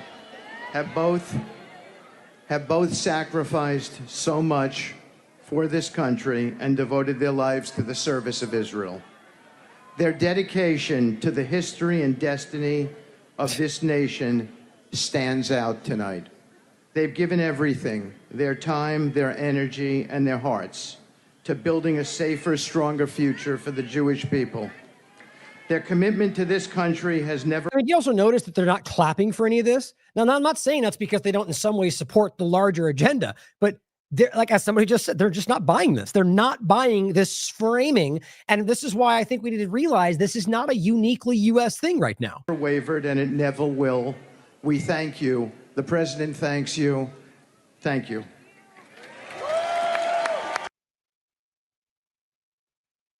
So as I simply said, the whole world is being gaslit. We're being gaslighted, guys. They're trying to shove this in your face, just like they do with left-right paradigm stuff in this country. You know, they just scream the thing and just pretend that everyone agrees, and they're just trying to convince you that's what the reality is. It's not. People, the world is being forced into this because this is what the power wants. Just see that. Wake up. Call it out. Because this is not what the world wants, guys. We're not genocidal maniacs, but they are. And they're just trying to force that square peg into the round hole. Now, we're going to end today with this simple point and one video from Kathleen Austin Fitts that makes this undeniably clear. And not even to make it about, like, I guess that you can call like the trope, like if you don't stop it here, it'll be on your shows next, which is overused. But pretty clearly, I think we can see this in an abstract way, even more specific if you want to be real about how that's very much what's happening right now. And it's not that like that it's, you know, it's not about necessarily even like one force, which you could make the case. But it's simply about the idea that if we allow this to finish, if we allow this to actually continue and they gain what they want from this, the reality, it changes everything. It already has, in our minds, even in the other direction, quite frankly. But the point is that this will ultimately come to you next in a more of an abstract way, but in general, because if they know they can get away with this, they can get away with anything. But as Rand Paul says, just to make it in a real sense, to hopefully reach some of these conservatives, remember as they tried to convince you they were going to work with him? We're going to end the Fed. Right. Or how about the idea of Massey and all they tried to like absorb all these people. They just never had any intention because those people have integrity. I honestly don't even know somebody in this field for as long as Ron Paul who has maintained his principles. I mean, I don't know anybody. Ron Paul is a special figure in this conversation. Just because he has maintained his principal beliefs in the viper's den and well past that when he has every opportunity, every motivation to maybe just be more amenable to one side or the other, and he has stood his ground. He says President Trump is ushering a golden age, all right, just not the one MAGA voters were expecting. Instead of getting government off our backs and no more wars, Americans have been saddled with warmongering on a daily basis and a turbocharge of government spending, debts, and inflation. How about that, Doge? All the lies. We just move on, right?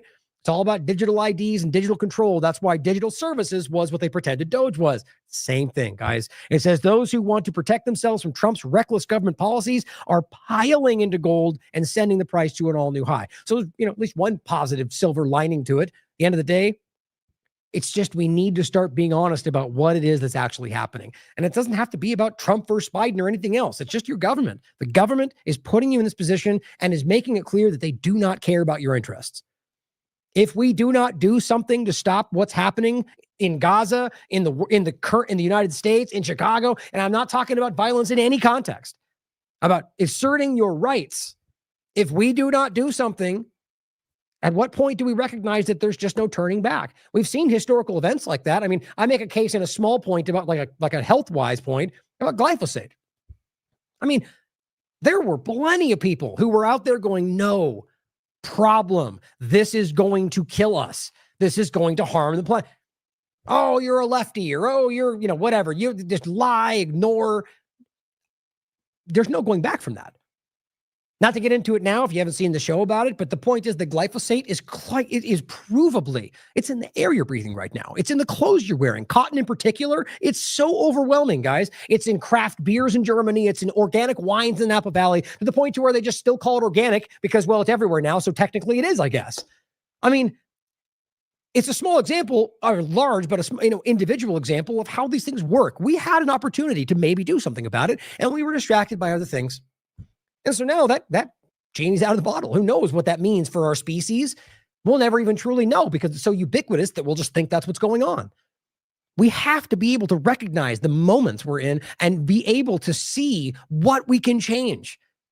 And if you just get caught in the partisan game, they'll always keep you looking down the road, like in a tunnel vision way. Yeah, have some foresight, but look at where you're standing. Recognize that you're on a cliff instead of looking way over the way. Look at how nice it looks over there. You're right there. So as Sense Receptor points out, the Gaza method, what has come for Palestinians will soon come for all of us. He writes, describing how the violence, AI-targeted systems, drone warfare, biometric refugee camps, land grabs, digital IDs being deployed in Gaza will eminently enslave the Western world. Important to think about, guys. I mean, I don't want to end on a doomsday type note. My opinion as always is the only reason that I think. This is only happening because we are changing things. You're out there making a difference. They see that you see it. They're trying to, work in with trying to kind of figure out a way to get that to a point to where it won't matter anymore. I've said that so many times. So it's not it's ultimately a positive reality that we are changing the world to such a degree that the power structures are getting uncomfortable, but still recognize that that's a precipice. It's knife's edge. We're watching the dangerous things build. So find that opportunity, find the moment to, find faith in yourself. Realize that you deserve better than this, that you are better than this, and that you need to fight for it or you'll lose it. So I'll leave you with the wise words of Catherine Austin Fitts, and I will see you very soon. I love you all. As always, question everything. Come to your own conclusions. Stay vigilant. Is absolutely extraordinary that the world would let this happen. And they would let this happen when literally you have the U.S. president announcing he's going to do a hotel and turn this into a resort, and his son-in-law is saying he's going to do a waterfront development, and you have Netanyahu floating, development plans showing this new wonderful Gaza. Now, I've always assumed they need the land, the water, the oil and gas, the resources to do the control grid, because that's an area where they want to do a lot of infrastructure for the control grid. But you're literally saying, okay, we want the land, we want the oil, we want the water, so we're just going to exterminate the people there and take it. And not only that, we're going to cut all of the surrounding countries in on a piece of the action. We're going to cut the president in on a hotel. We're basically going to have everybody making money on killing these people and taking their stuff. And there's a wonderful article that someone published last year that we keep bringing back. It's called Gaza is a Method. And it's what it was saying is, look, you've used the Palestinians to prototype the 15-minute cities. And now you're using them to prototype the land grab. And if we let this happen, it's going to come, this is not going to stop here. If we let this go down, it's going to keep happening around the world, because this is not a one-off situation. This is a prototype. And that's why the Palantir technology is relevant. So I think the most important thing that is happening is will the world let this happen? In Palestine. Yeah. In Gaza. Yeah. Because the message is going to be, okay, if you look at how we're controlling and you look at how we're propagandizing or we're mind controlling, we can now get away with this. And if we can now get away with this, then we can roll this out worldwide.